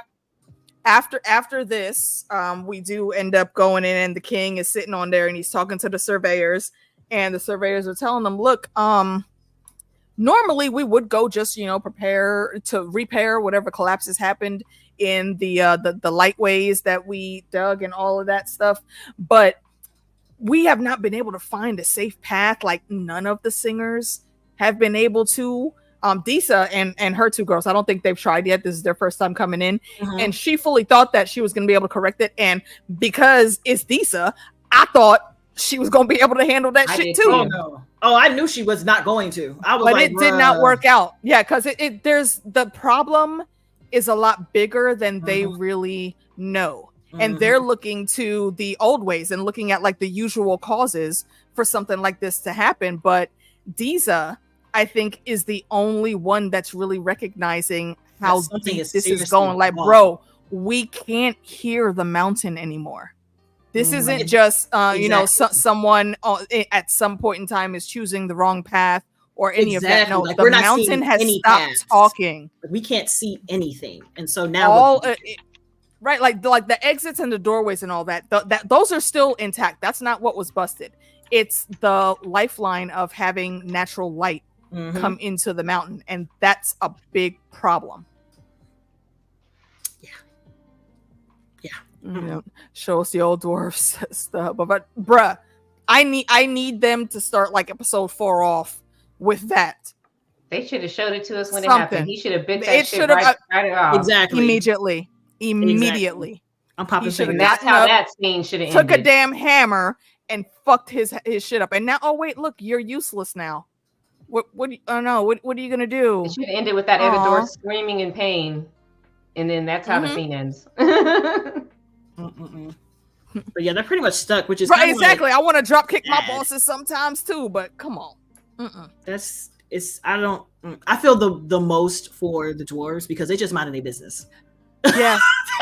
they just minding their business. They don't know what's going on up there. They're like, what we do have to remember though, and if any one person is like super suffering on some extra level shit that's going on here, everyone's going to suffer. And what we do know about the dwarves from the original story is they delve too greedily and too deep. And we did see signs of that starting in season 1 when they first found the mithril veins.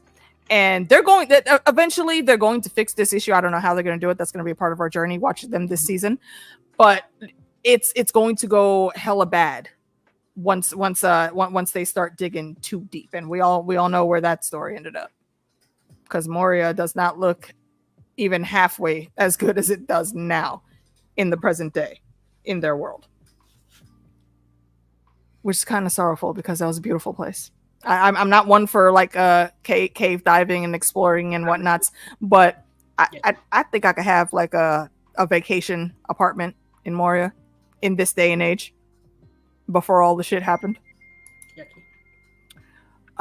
See, what else was there with the dwarves? There's one little tidbit I think that comes up later. And that is, I think, when they get the invitation from Celebrimbor. But that ties into our next point, actually, because next we have Galadriel in the war room with Gil-galad and a couple of the other generals. And she's daydreaming about Sauron kind of taking over the elfin lands, and it looks a little it looks super creepy, and I definitely understand why it shook her up. But bro, you're in the middle of planning like the protection of your people. I get that you feel bad, and you know there's a harder fight, and Sauron lives because of you, as he pointed out before it cut last season. But you really need to have your head in the game here. Why are you just staring off into space? Not even at the table anymore, just with your back turned to all the festivities. I don't think she has control over that. I don't think she has control over that. That's the penance of wearing the ring. Do you think it's just the ring? I think it's the combination of the ring and Sauron. Because he knows, like, he's already in there. He's already inside of her. He is in her head. Yeah. She's picking up. She's getting messages. Like, she saw that he was coming for the, how do you say his name? The smith. Celebrimbor. Celebrimbor. See? Yeah. Celebrimbor. She saw that she saw that meeting happening. Was going to see him. Yeah, that he was gonna, and didn't look good for Celebrimbor at the end of that vision, but I don't know how that's gonna end. Don't tell me. But nope. And yes, Adamantium, 100%. Yeah, all of the doors of Moria right now are in how Gimli was going off, talking about roaring fires, he did, malt beer, Helena, meat tender and fresh off the bone. Yeah. Helena, he did. And that's why I'm just like, girl, he wants you to go there. So my instinct would be like, don't go there. He wants you to go there. He's getting everybody to Celebrimbor. Everybody. He's trying to get there. That's the plan. Got the dwarves like, hey, come on down here. Hey, come on down here. Especially her. He don't care about the High King. He's like, Galadriel, bring your ass to me.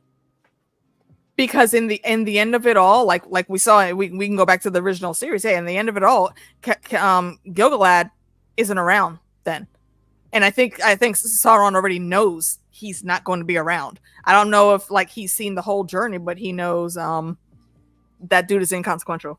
Mm-hmm. That's why Elrond actually ended up with his ring. Oh. Mm-hmm. Mm-hmm. So let's see. From there, they did try to get messengers to Celebrimbor, and I feel like they should have taken that task a lot more seriously. Like, you just sent messengers with like three other random people. You should have sent the whole ass honor guard with that guy. Sent the people who the message was too important. If you really wanted them to go see Celebrimbor, then you should have sent them with the message like, here, because I can tell you what, they not about to be stuck like them people was. Message gone. And while they're dragging their feet, doing all this extra shit, I think it's the orcs. I think it was the orcs. Because remember, they're in cahoots with Sauron because they don't know he's Sauron. They're trying to help him. They're trying to help him figure out who's Sauron, so they're trying to like clear the way for him. And the orcs have taken over most of the forests because they out there. They running deep. They should have sent a crow. You're correct. Yeah. Or I mean, I'm fairly certain the eagles. I'm fairly certain the eagles are around now. Like, elves are usually in tune with all of the nature creatures. Why didn't you summon the Prince of the Eagles and say, "Hey, bro, I know you might be busy, but it's some shit going down. I need you to please get this to the homie over there quickly, fast." And then it would have been done fast. Nothing. But yeah, so the message is gone. That's the messengers are gone, and they didn't even think to send more people. And this isn't the first time. This isn't the first group that they've sent over. Because they said, like, we've been sending messages, but we're not hearing anything back. Have you not noticed that your people aren't coming back either? Well, did you not put two and two together? At this point, they're doing a disservice to everybody, because the moment we know that Sauron is here, I'm sending out notices to everybody. Everybody's getting the notice. Hey, Sauron is a white man going by Halbrand. If you see a white man saying his name is Halbrand, the king of the Southlands, that is Sauron. Kill him if you can. Like, you could have sent that out to everybody. Y'all got the ability. You're keeping it to yourself because you don't want people to know you've been made a fool of. And I don't care at this point. Y'all, the people that need to know that already know that, and we've moved on. Nobody else. We don't need to explain anything else.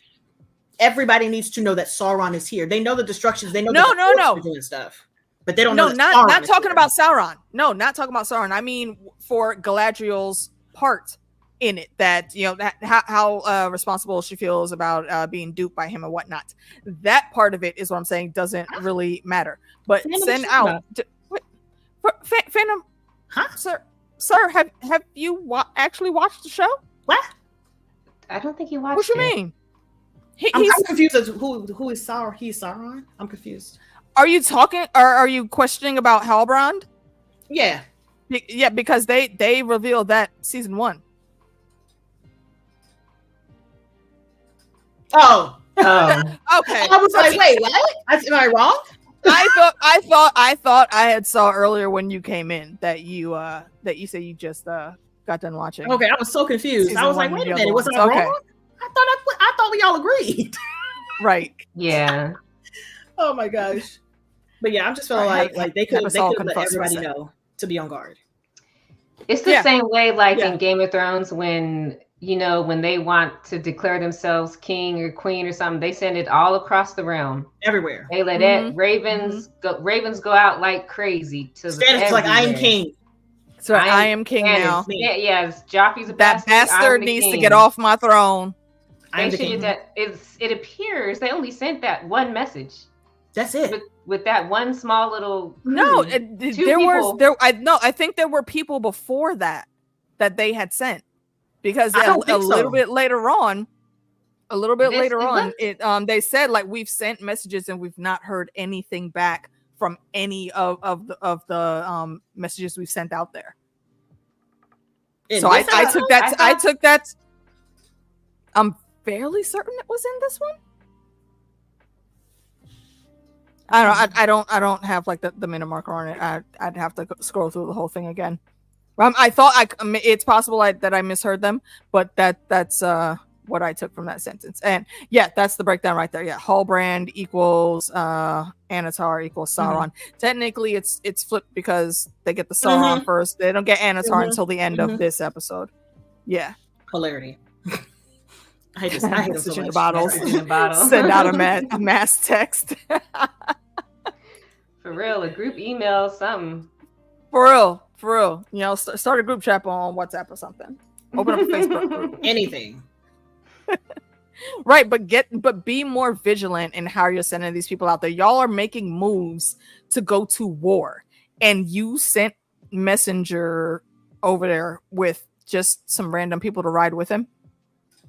It looked literally like there was just two of them, like two people. And they got dragged up. It was three. It was three, I think. But I mean, either way, they weren't like skilled. It didn't look like they were skilled fighters, regardless. And they should have definitely had a Kingsguard with them or something like that. And they should have been moving a little faster. A lot They should faster. have been hauling ass. And he did say, "Do not stop. Don't talk to talk nobody. to Don't strangers. trust nobody you see on the Don't road. trust nobody. Just get there immediately." And I had high hopes, but yeah, they proved that they definitely sent the wrong people. No, they did. Because I don't even think any of those people had like a dagger on them, much less a sword or a bow. Nope. And we saw the little shiny jewel capsule that the scroll had gone into, just now sitting there burnt and broken in the dirt. Just idiotic. And a misuse of time, a gross misuse of time.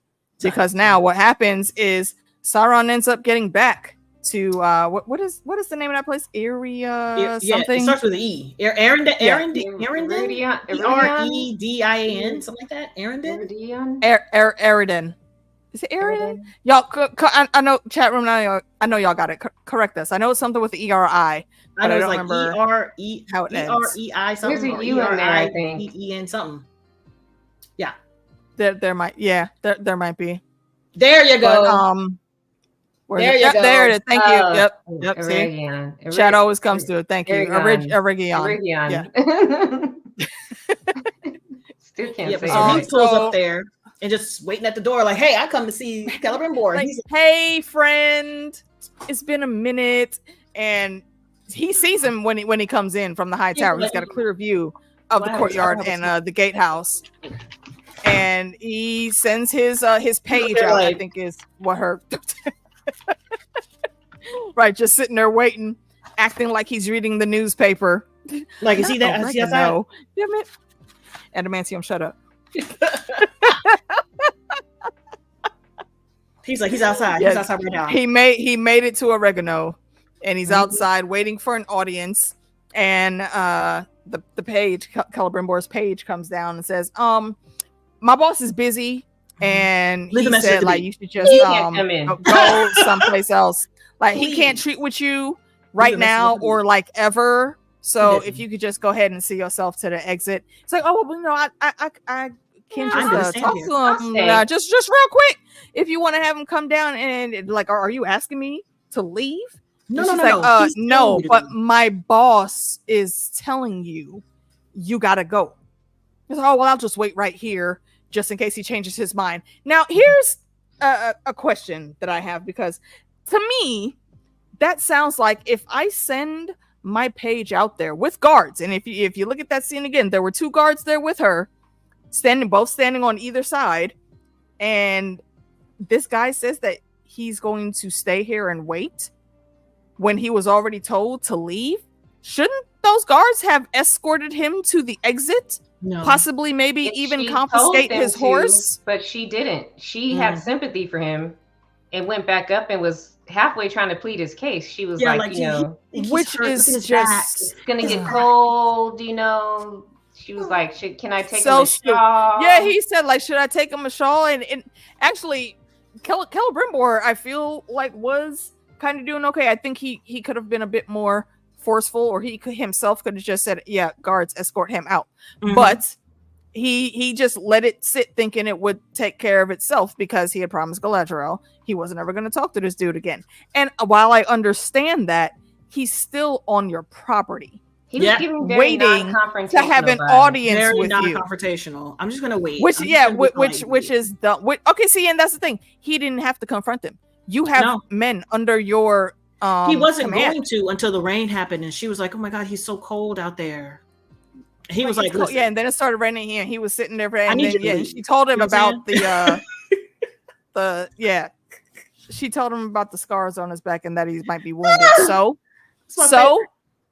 He was like, I don't care. Not my problem. I need you to go. And then he said the magic words as soon as he got his ass down there. Oh, Galadriel didn't tell you? Tell me what? You talked to her? He was like, you spoke to her? What? About the rings? Yeah. I haven't heard anything. Wonderfully. What remains always the thing that happens when it comes to these types of situations is kind of a callback for me to what is the name of that movie with Keanu Reeves, and I think it was Al Pacino. He played the devil. Devil's advocate. Devil's advocate. At the end of that, when Keanu's character had beat the whole game, immediately Devil goes back in trying to just start the game all over again, and he finds his little wedge and he gets in to start the building blocks, and the camera pans back over to him like vanity. That is always the number one way that you can go ahead and trick these dumbass humans, because they're hubris on this motherfucker. He can't fathom that any wrongdoing is really happening when his name is attached to it and his name is attached to the rings. And Sauron plays right into that. Like, hey, haven't you talked to Galadriel yet? Like, I know. You don't know? What? Wait, she didn't tell you they ain't sent no ravens? My dude? Oh, damn. Hook, line, and sinker. The moment he said Galadriel, he was like, what? Sinker. He had to know all of the information about the rings, of course, because he wants to know his handiwork was being appreciated. And did it work? And that's all it was. I'm the shit. I'm the poop. Got it. It's me. And Mario. he plays right into that, to where at the end we see, and one of Sauron's titles, because he has titles for days, is Sauron the Deceiver. So what does this dude do? He literally, like when we said it earlier, that he basically gave himself the whole majesty of Jesus coming down and blessing Celebrimbor with seeing him in his final form. He disappeared. Baby. Lightning. Took out all the fire, relit the took out all the candles, then relit it. I just said that. It's like the Little Mermaid with them setting up the kiss, singing. Yeah. Winds, but now you see. Yeah. He did all of that. He said, "Let me go get dressed and put on my wig." Let me get my crown. Come on, right. And the whole time he is talking shit, and not just talking shit, but playing to the ego of Celebrimbor. Yes. And Celebrimbor is not even noticing how easily he's being manipulated. He tells him, like, look, I have chosen and I have been looking for the perfect, the most skilled smith to make these tools to help our land. Evil, darkness is coming. I'm trying to set the building blocks in place so that we all have a fighting chance. If you would but listen to me, my friend, consult with me, make these rings for the men's. And that snapped them out for a hot second. He was like, wait a minute, hold on. We can't trust them. Baby boy had the lovesick teenage girl look, had his hand leaning on the table with the hard eyes. It just got a little too freaky. He said, whoa. He's like, we're kissing, we're touching, we're hugging, and she's touching me. She tries to put her finger in my butt. Hey, yo! I don't want that. The way he dropped to his knees as soon as he saw Sauron, I was like, okay, this man's a rap. He was like, it was an absolute rap. Yes, and after He all was that, like, he pivots "Get up, you don't gotta immediately. kneel." He was like, "I've seen you in your true form. Even my eyes before are not that, worthy." Exactly. There's a tidbit of importance that's before that. When he's doing all this, he plays in 100% to Celebrimbor's hubris, saying, I want you to make these things that will help our people, and doing so when the power that I can put into them with your skill is radiated, people are never going to discount you ever again. They're not going to look at you as you were like the sidekick of I forget what the dude's name is that they said, but the guy that trained him, basically. Like, they're not going to look at you as somebody in his shadow. They will give you all of your flowers. You will be known as the Lord of the Rings. Meanwhile, the huge fanfare with the golden red clouds, with like a staircase to heaven, coming down, and here he comes out again, like I said, looking like Jesus with the crown on and the nice off-white gown, walking out. Insane. I hate this look. And he's, bruh. This man gets on his knee immediately. He looks crazy. No, he's not fine in this wig. He looks crazy. I'm like, oh God, he looks insane. Trying to be Jesus. I can't. I'm surprised his ass wasn't floating. Just come floating out of the furnace. Right. Exactly. But instead, he came down walking in. Celebrimbor bends the knee. He's like, whoa, you don't. Again, this is still the game. You don't have to me. No, my friend, stand up. You really? But I've seen you in your full form, and that's okay. This is me and you right here, bro. Partners. What is your name? We're partners. Anatar. I just like the way he had to think. He was like, Anatar. He had to come up with a new name and persona on the spot. He was like, Anatar means gift. I think in the Elven language, Anatar means Lord of Gifts. Son. Yes. Listen, clouds. Exactly. Like, you're gifting me with the honor of making rings for the dwarves. And I don't know about the men, but the dwarves. We're gonna make great rings for everybody but the men. Because not the men, but definitely the dwarves. It's definitely all the others except for them.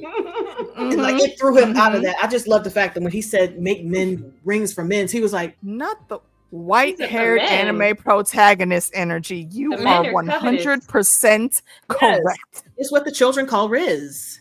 He's rizzing it up. He was rizzing him up. Yes. And Celebrimbor fell for the okie doke. Right. Panties is wet. Fell for the okie doke. And he agrees immediately. Pussy is moist. Yes, he absolutely. As Deadpool said in his movies, it's soaking wet. Soaking wet.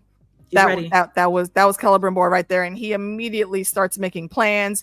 He starts sending out his own ravens, and one of those ravens we see goes to our good princess Disa and Prince Durin, and she's looking like, oh wait, hey, is that from your dad? Like, y'all about to have a meeting, get this shit together? No, it's from Celebrimbor. He wants us to go to the screen doesn't change. I don't remember the name of the place, but the era is blah blah blah. Oregano. There it is. Exactly. Thank you. That's why I remember it. Oregano. Did you say oregano? That's exactly why I remember it. Oregano. Oregano. Yes. He gets an invitation, and that's how we know that shit is about to pop off. And it's very plain to see where they're going again from the source material. The elves had 3 rings, but they were cut off from the circuit. As you could say, they're their own thing. The dwarves got 7 rings, I think, for all of the dwarf lords, and then 9 rings for the realms of men, who above all else desire power. So yeah, mankind was the easiest to get with okie doke once shit really started popping off. Except for the Numenorians, sadly, they didn't make it. Bruh. Yeah. I had to look all that up. Because I was like, I hate this man. Because I watched the next episode. So I'm like, I hate this man. What's happening? What's going on? How is this going to affect? And I was like, All right. Well, then shit. Well, I'm invested still. I just want to know. I don't know the lore or what happens in the third episode, but I am assuming that he wrote to the dwarves first because they have the mithril. Yes. And they need it for the ring. Yes. And that's one of the things that he was miffed about. What Celebrimbor was miffed about was because of Elrond. Now I can't get more mithril. Yep. Damage the relationship that they don't want to do it no more. Yeah. It's wild. So the talking to his daddy over the mithril already, so I don't know how he thinks this is gonna work. They already fell out over it. Wild. And it was funny when the king was talking to Disa after the Stone Singers were done, and he went on his rambles talking about, I'm the king, you know, I'm his father. Why should I be the first one to go in and throw the flag and try to have a meeting? And he was like, you know, that's funny, my king, because he said the same fuck shit you just said to me. If you assholes would stop being so damn stubborn and just work together, do you see we have a whole ass kingdom to run? You're dumb. And the shit has already started. Look at how those dudes were trying to treat Durin in the mines. Okay, that the people will always react to what they are seeing. The people that they're following do. Like, I need you to be better. I need you to be better, and I need you to help fix this. Because right now, she's like, listen, right now, we ain't got no sun. If we can't do shit, we ain't got no crops. If we ain't got no crops, what are we eating? If you open up the grain reserves, what do we have left in the grain reserves? What do we have last year's rye? Right. Is that right? When she got home, and he was like, "Oh, this tastes like last year's bread, bitch. It is last year's bread. It is." Go the kids talk say to your dad. They're not hungry. I gotta make do. I gotta make do what we got. This is what we got. They don't want to eat that shit. They don't want that. They probably went over to grandma's house, and you know grandma's always have just random stuff. Let me have a situation like that we ain't got no food, but the king has the food, and he's just trying to figure out what to do. I'd be like, Papa, I'm hungry. Can I have a snack? And then can I have a snack? Oh no, it's and I'm watch hungry. The Jewelers, please. What's for dinner, Papa? That's what that means. I'm hungry. Don't let him be eating. I'll be like, thank you. Right at your mouth. Go on and snatch the plate. Like, see, y'all saw, you know, during House of the Dragon season 2, how I was getting picked on and bullied for my food, my lovely snacks as we were doing the watch alongs. And yeah, that little girl remains undefeated. She still bullies. Yeah, I'm not snatching the plate. See, in our family, the kids get up real close. She would. And nope, they get up real close and they put the cheek to cheek, and as soon as you put a bite up, they be like, that's what they do. They get up here. They don't want your plate. I've had that too. Exactly. They want it right here. And I'm like, oh, you I've had that too. And mine. Put it right here. Mine. That's what I would do every single time he'd lift up a fork or something to put in his mouth. Like, oh, Grandpa, you should. Ow, mine, because we're hungry. Bro. you got to do something. You got to talk to Dad. We're hungry. It's a wrap. It is a wrap. But I'm just like, So yeah, while Disa, and I was hoping that it was a message from his dad too, but yeah, that's not what it is. And I'm wondering, did because the message came straight to Doran, so I'm wondering, like, was his dad even put on the invitation? No. Because they wanted to talk to Doran because they knew that the king was unwavering, but Doran was able to be. Doran will at least see, but yeah, they were able to. He'll at least look at all sides of everybody's statements at the very least. Absolutely. So yeah, and definitely a smart move, and also I think that's an open door that I hope they do for like him and Elrond to chat and fix their friendship. Yeah. So the last big point, I think. Yeah, I'm getting to Gandalf and the trek through the fucking desert. My goodness. Take like 45 seconds. I mean, look, Gandalf is hanging out with Nori. They're following this random path. Wait, no, it does. Poppy doesn't come in until a little bit later. No, she doesn't. Poppy is here when they're walking. Like I'm starting from like where they are at the beginning. They're walking, and then it takes a couple days. They run out of food, and she has to coax Gandalf into trying to make grow some fruit. No, that's episode 1. Tree. That's what I'm saying. That's episode 1. I know. I'm just bringing the rest of it all into context for what's happening here. Poppy shows up shortly after we see them, and then they go on. And this is also where Mance Rayder comes into play, because people that are following them are employed by him, who I guess they have some type of weird ass disease that afflicts their skin, so they all wear masks. And that was the deal that they went to. Yeah, he said, like, you know, if I bring him to you, then I expect the flesh or something of my people to be healed from whatever it is that he did to him before, I guess. So who are the butterfly people? They're his those are his acolytes. Would acolytes be the right word? Yeah, they're they're part of that same group that was I think that met them on the road in season 1. The bald chicks. But the acolyte people are directly under Mance Rayder, and the other people are the people who Mance Rayder hired because the acolytes weren't acolyting. I think they're just random bounty hunters. Yeah, I think she was just watching them walk around in a circle till she caught up with them when they came back on their circles. Yeah, because that's like when she got this, like, oh, you came and find us, and she was like, well, girl, I mean, y'all really didn't get far. Exactly, because it's like they got like a mile away, and then they just started going in circles because they were lost. Why they call it? And of course, probably an honest misspelling. I mean, you could make it fun. I'm not gonna hold you to it either way. I get it. But it's Poppy, and honestly, thank goodness that she did show up, because did you really leave without any semblance of a map? This fucking old dude that couldn't even speak in sentences when you met him is just showing you pictures of stars. The stars. You and your people are not astronomers. What the fuck do you know about following stars? You didn't think to try to snatch a map?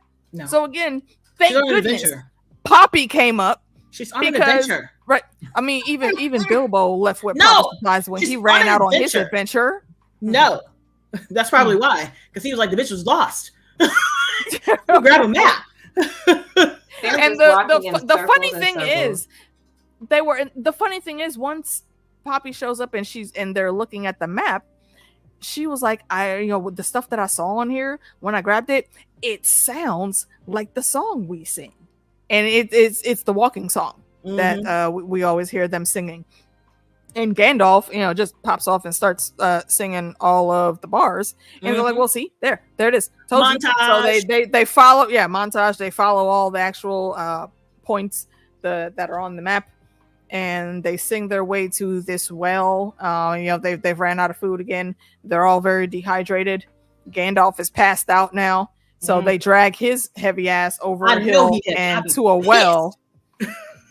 So, right, like they barely can hold the weight of one normal size human. They were getting carried 2 seconds before, and now they got to get up and they got to carry his ass. And then he passed out, and them in their weakened states. Now they have to carry him, and they're not paying attention. Just Nori, and I talked about this during season 1. Nori kind of gets on my nerves, and she got on my nerves here again with him being passed out. You can't do anything for this dude while he's laying there. You're yelling at Poppy to hurry up at the well. Why don't you just get up and help her? Nah. No, she's just gonna sit there and just stare at him and yell at Poppy. Hurry, Poppy! He stopped breathing. So, bitch, go help her. No. You just sitting there staring and panicking. Just looking at him. Hurry up! My girl, I'm like, bitch, you want to come fucking help? Move! All right. I was like, no.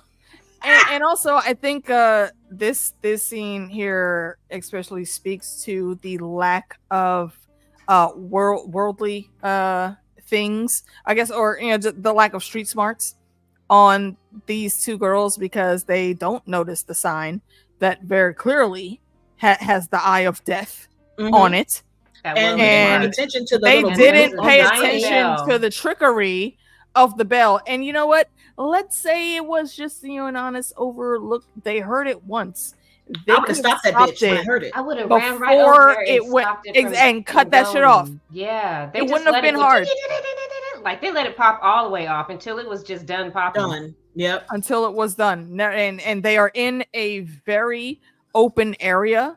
So you know that sound is traveling everywhere. And in I think all they directions. had thrown them off the trail by going through the desert way. I think that they had given themselves some time to get away because the dudes that were tracking them went further down the path. Yeah. And that bell just was like, hello, we're here, over here, Oh, they out of water. Here. Say less. We know where they are. That was a clear beacon of where they were, and that's when they got found. And Gandalf, he's had a couple sips thrown at him, so now he gets up. The girls are in danger, and he spins a spell from this stick that he saw in his dreams. And it for a minute, I was hopeful. I thought it was. The dust pillar tornado. Because I'm like, came through and started blowing them away. But it's not quite the stick. But maybe they changed it for the show. Nope, it's not the stick. That stick evaporated. That thing evaporated quickly, and then he couldn't control the spell. So it just kept getting stronger and stronger, and the girls were holding on. I think they actually would have been okay until he got all the way over to them. Well, no, not even that. Like, they were both hanging on. Yeah, I know, but the tornado was coming this way as well as him. Yeah. So it was he was walking there, and he's trying to reach out for them at the same time of telling her to hold on. I don't know if maybe it's just me and I misunderstood the meaning of holding on, but I didn't think in that situation you would then take one of your hands and let go of the good perch that you had to try to reach for this dude when he's not even anywhere close to being able to grab your hand. Yeah. To me, in my mind, hold on means hold on. Hold on, exactly. Second. Like, until I'm right there and you can safely transition from the rope to me, then you let go of the rope. But until then, hold the hell on. Or keep a hold of the rope and then let his extremely large self come around you and Poppy and grab y'all, and he also holds on to the rope, and then you wait this shit out. Or, I mean, crazy punch him. Take the damn rope and just get in the well. You don't need to go down that far to get out of the fucking I was thinking that too. Like, why didn't y'all just hang on from the inside of the well? It would have been so easy and so much less work. Or they could have held on to the sides of the well where the rope was there, because the rope was hanging on. The rope was attached to the thing, and the thing wasn't moving. Could you not hold on to that? That's in there, right? All the things you could have held on to.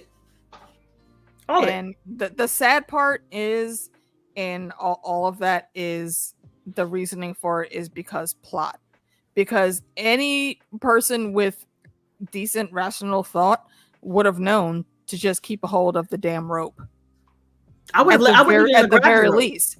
I wouldn't have grabbed the rope. The rope would not have been my thing to grab. I've been grabbing the bigger wooden piece so I can put this around. Put my elbow Put that elbow lock on it and put myself on the inside of the well. The stone you gotta have that was strong not hand grip to hold on to a rope, and that is not likely at all.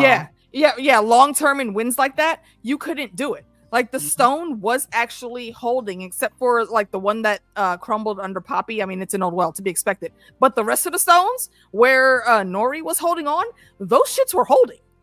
So she was all right. If y'all would have just ducked into the fucking well, all that wind would have been blocked. It would have been effortless.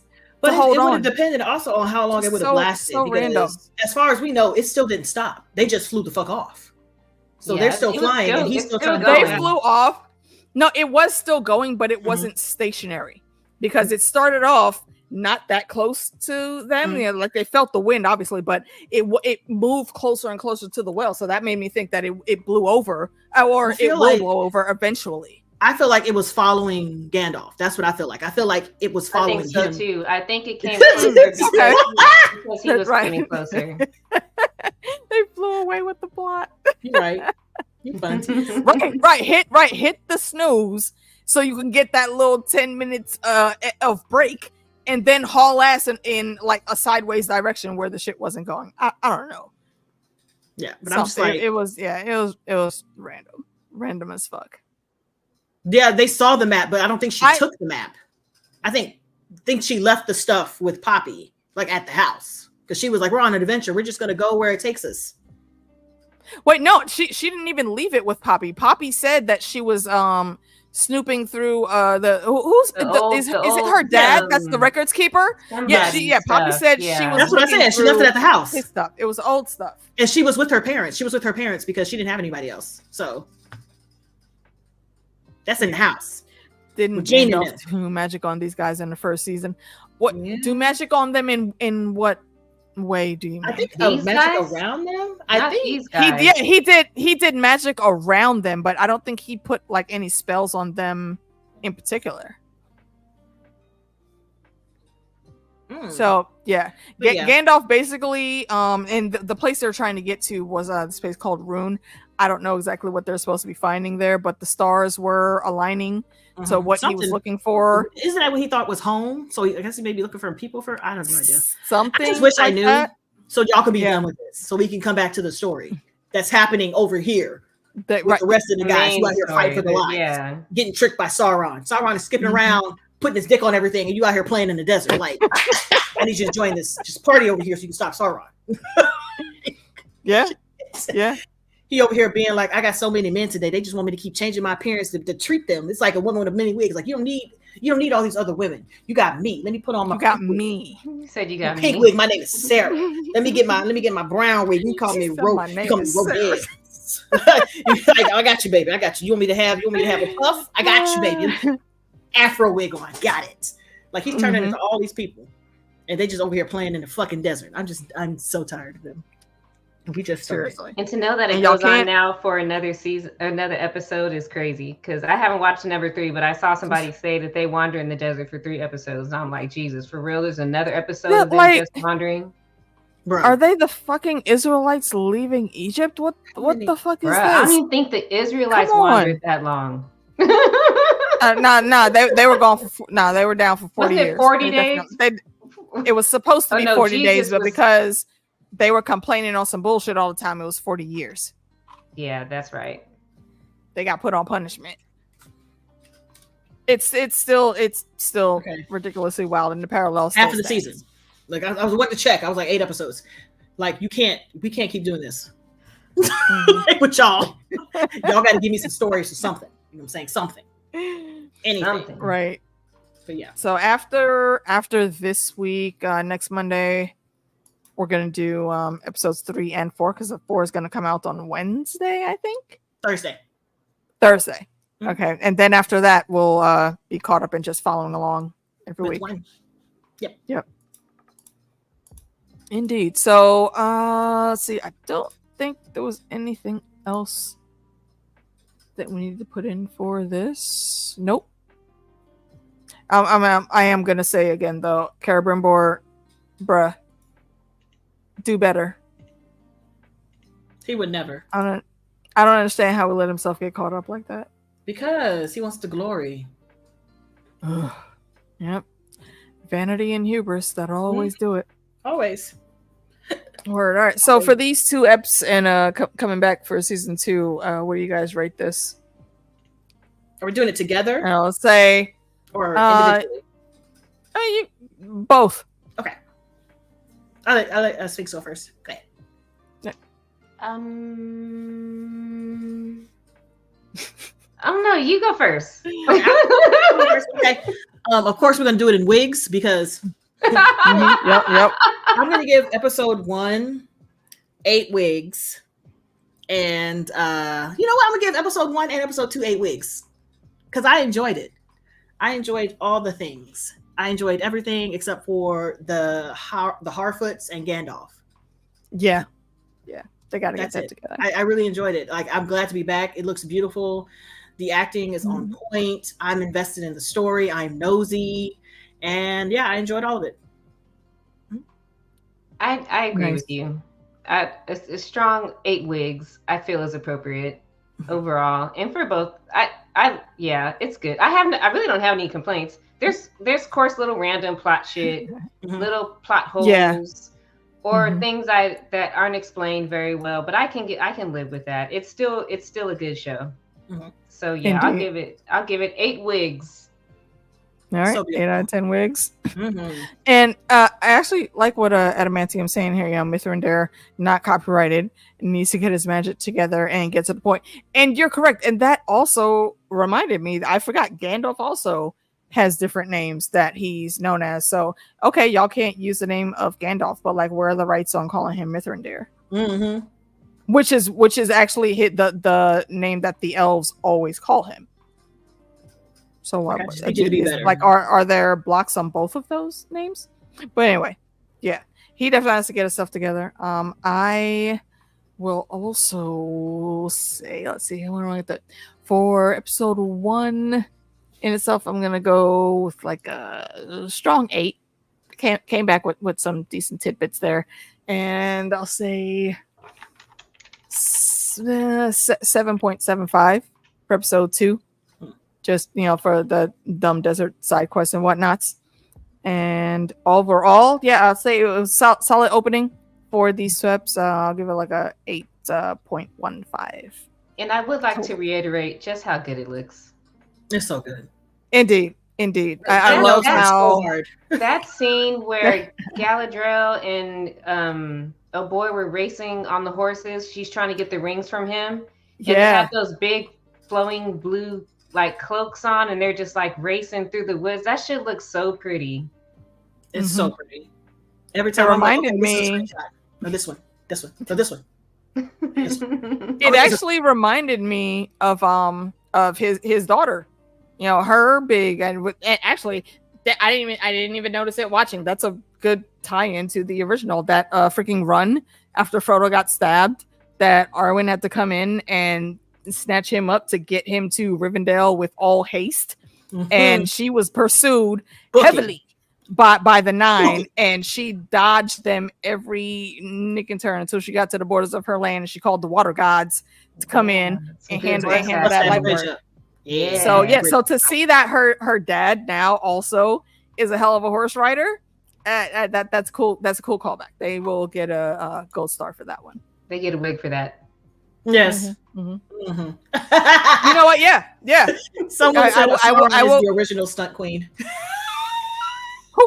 Wait, where did you see that? I'm in my comments. I just happen to refresh. I mean, that's correct. They not wrong. Can you please reply and tell them from me, you not wrong? Appreciate that. They are correct. Absolutely. So yeah, I mean, either, and I know that this show, again, like we said in the beginning, has got a lot of flack from folks, especially with season 1. I always like to check stuff out for myself. I enjoy it, and I am still enjoying it. So I'm still enjoying it too, even though if it's not perfect to people that are hardcore, it's still not a bad show. It's still very good. Indeed, I totally agree. And Jackie over here putting in the work. Do you have the link to your new channel? Got Sphinx's channel out here. Do you have the link to your new channel, Sphinx? Oh yes. Oh, no. You never sent it to me. I'm sorry. Yeah, give me the link before I forget. Yeah, put it in a private chat, and I will add it to the description down below. Yes, Sphinx does have a new channel where she's going to be chatting about reality trashy TV. Reality trash, baby. Yeah, baby. Like, I don't watch any of those shows, but who I do watch is Kenny JD. It's all garbage. Oh no, I watch the people that do the recaps, so I don't have to watch the show. I watch Kenny JD and the infamous Kiki, and y'all know Kiki. She was part of the Thrones community, and now I'll be watching Sphinx on her commentary as well. So yeah, then that way I don't have to watch the shows. I can just watch y'all. Exactly. The last mission was a mix for you of this season, so it so far is seasoning. Okay, I like that. Given all the great jokes, I thought you guys hated it. I don't hate it. No, I don't. We just make jokes. We just make a lot of jokes. See, right. We make jokes, and what we do is we seriously just interpret and reference things to fuck shittery when we see fuck shittery about. But yeah, there are definitely things to love about the show. I don't know if I'm there to the love aspect yet, but I'm definitely enjoying myself. I like to see it. a entertainment person. I will watch it all, and I will always reference something back to something else because that's how my mind thinks. Here, if I say something that reminds me of a song, that's when I'll be like, "Oh, it's a song," but I'm not going to sing it because I will be continually singing it for the rest of the day. Like other movie lyrics, all the stuff. Like this, it's just 9 times out of 10, if we make a song reference, one of us will sing that line. Yes, like that. That's just a proven fact. That's just how it's going to happen. All right, so and that's because Meeks, what year were you born in? I know me and Sphinx are. Was it 85? Okay, I know me and Sphinx are also 80s kids. Or am I misremembering that, Sphinx? I was born in the 70s technically, but I am an 80s kid. Was it 79? Yes. Yeah, that's not that. Yeah, I couldn't remember. You got 2 subscribers because I subscribed on my other channel and I forgot. So I subscribed on the wrong channel, so I switched and subscribed on the right channel. So I got 2 subscribers now. I think you're about to have a few more. No, my first video will be tomorrow. It's going to be 90 Day Fiance the other way. 90 Day Fiance is such trash. You guys don't watch this shit. I swear to God. Don't watch I can't. I'm good. I can't do it. Don't watch it. Don't watch my channel. Don't watch my videos. Don't if watch anything, I will have them on the TV at night for when I go to sleep because that's what I usually do. I usually just pick a channel and just let it go all the way through when I'm sleeping. Yep. Get the view count. I don't know how I got into this shit, but I'm addicted. It's bad. Oh, I'm sorry. You're blipping over here. We're babies. All right.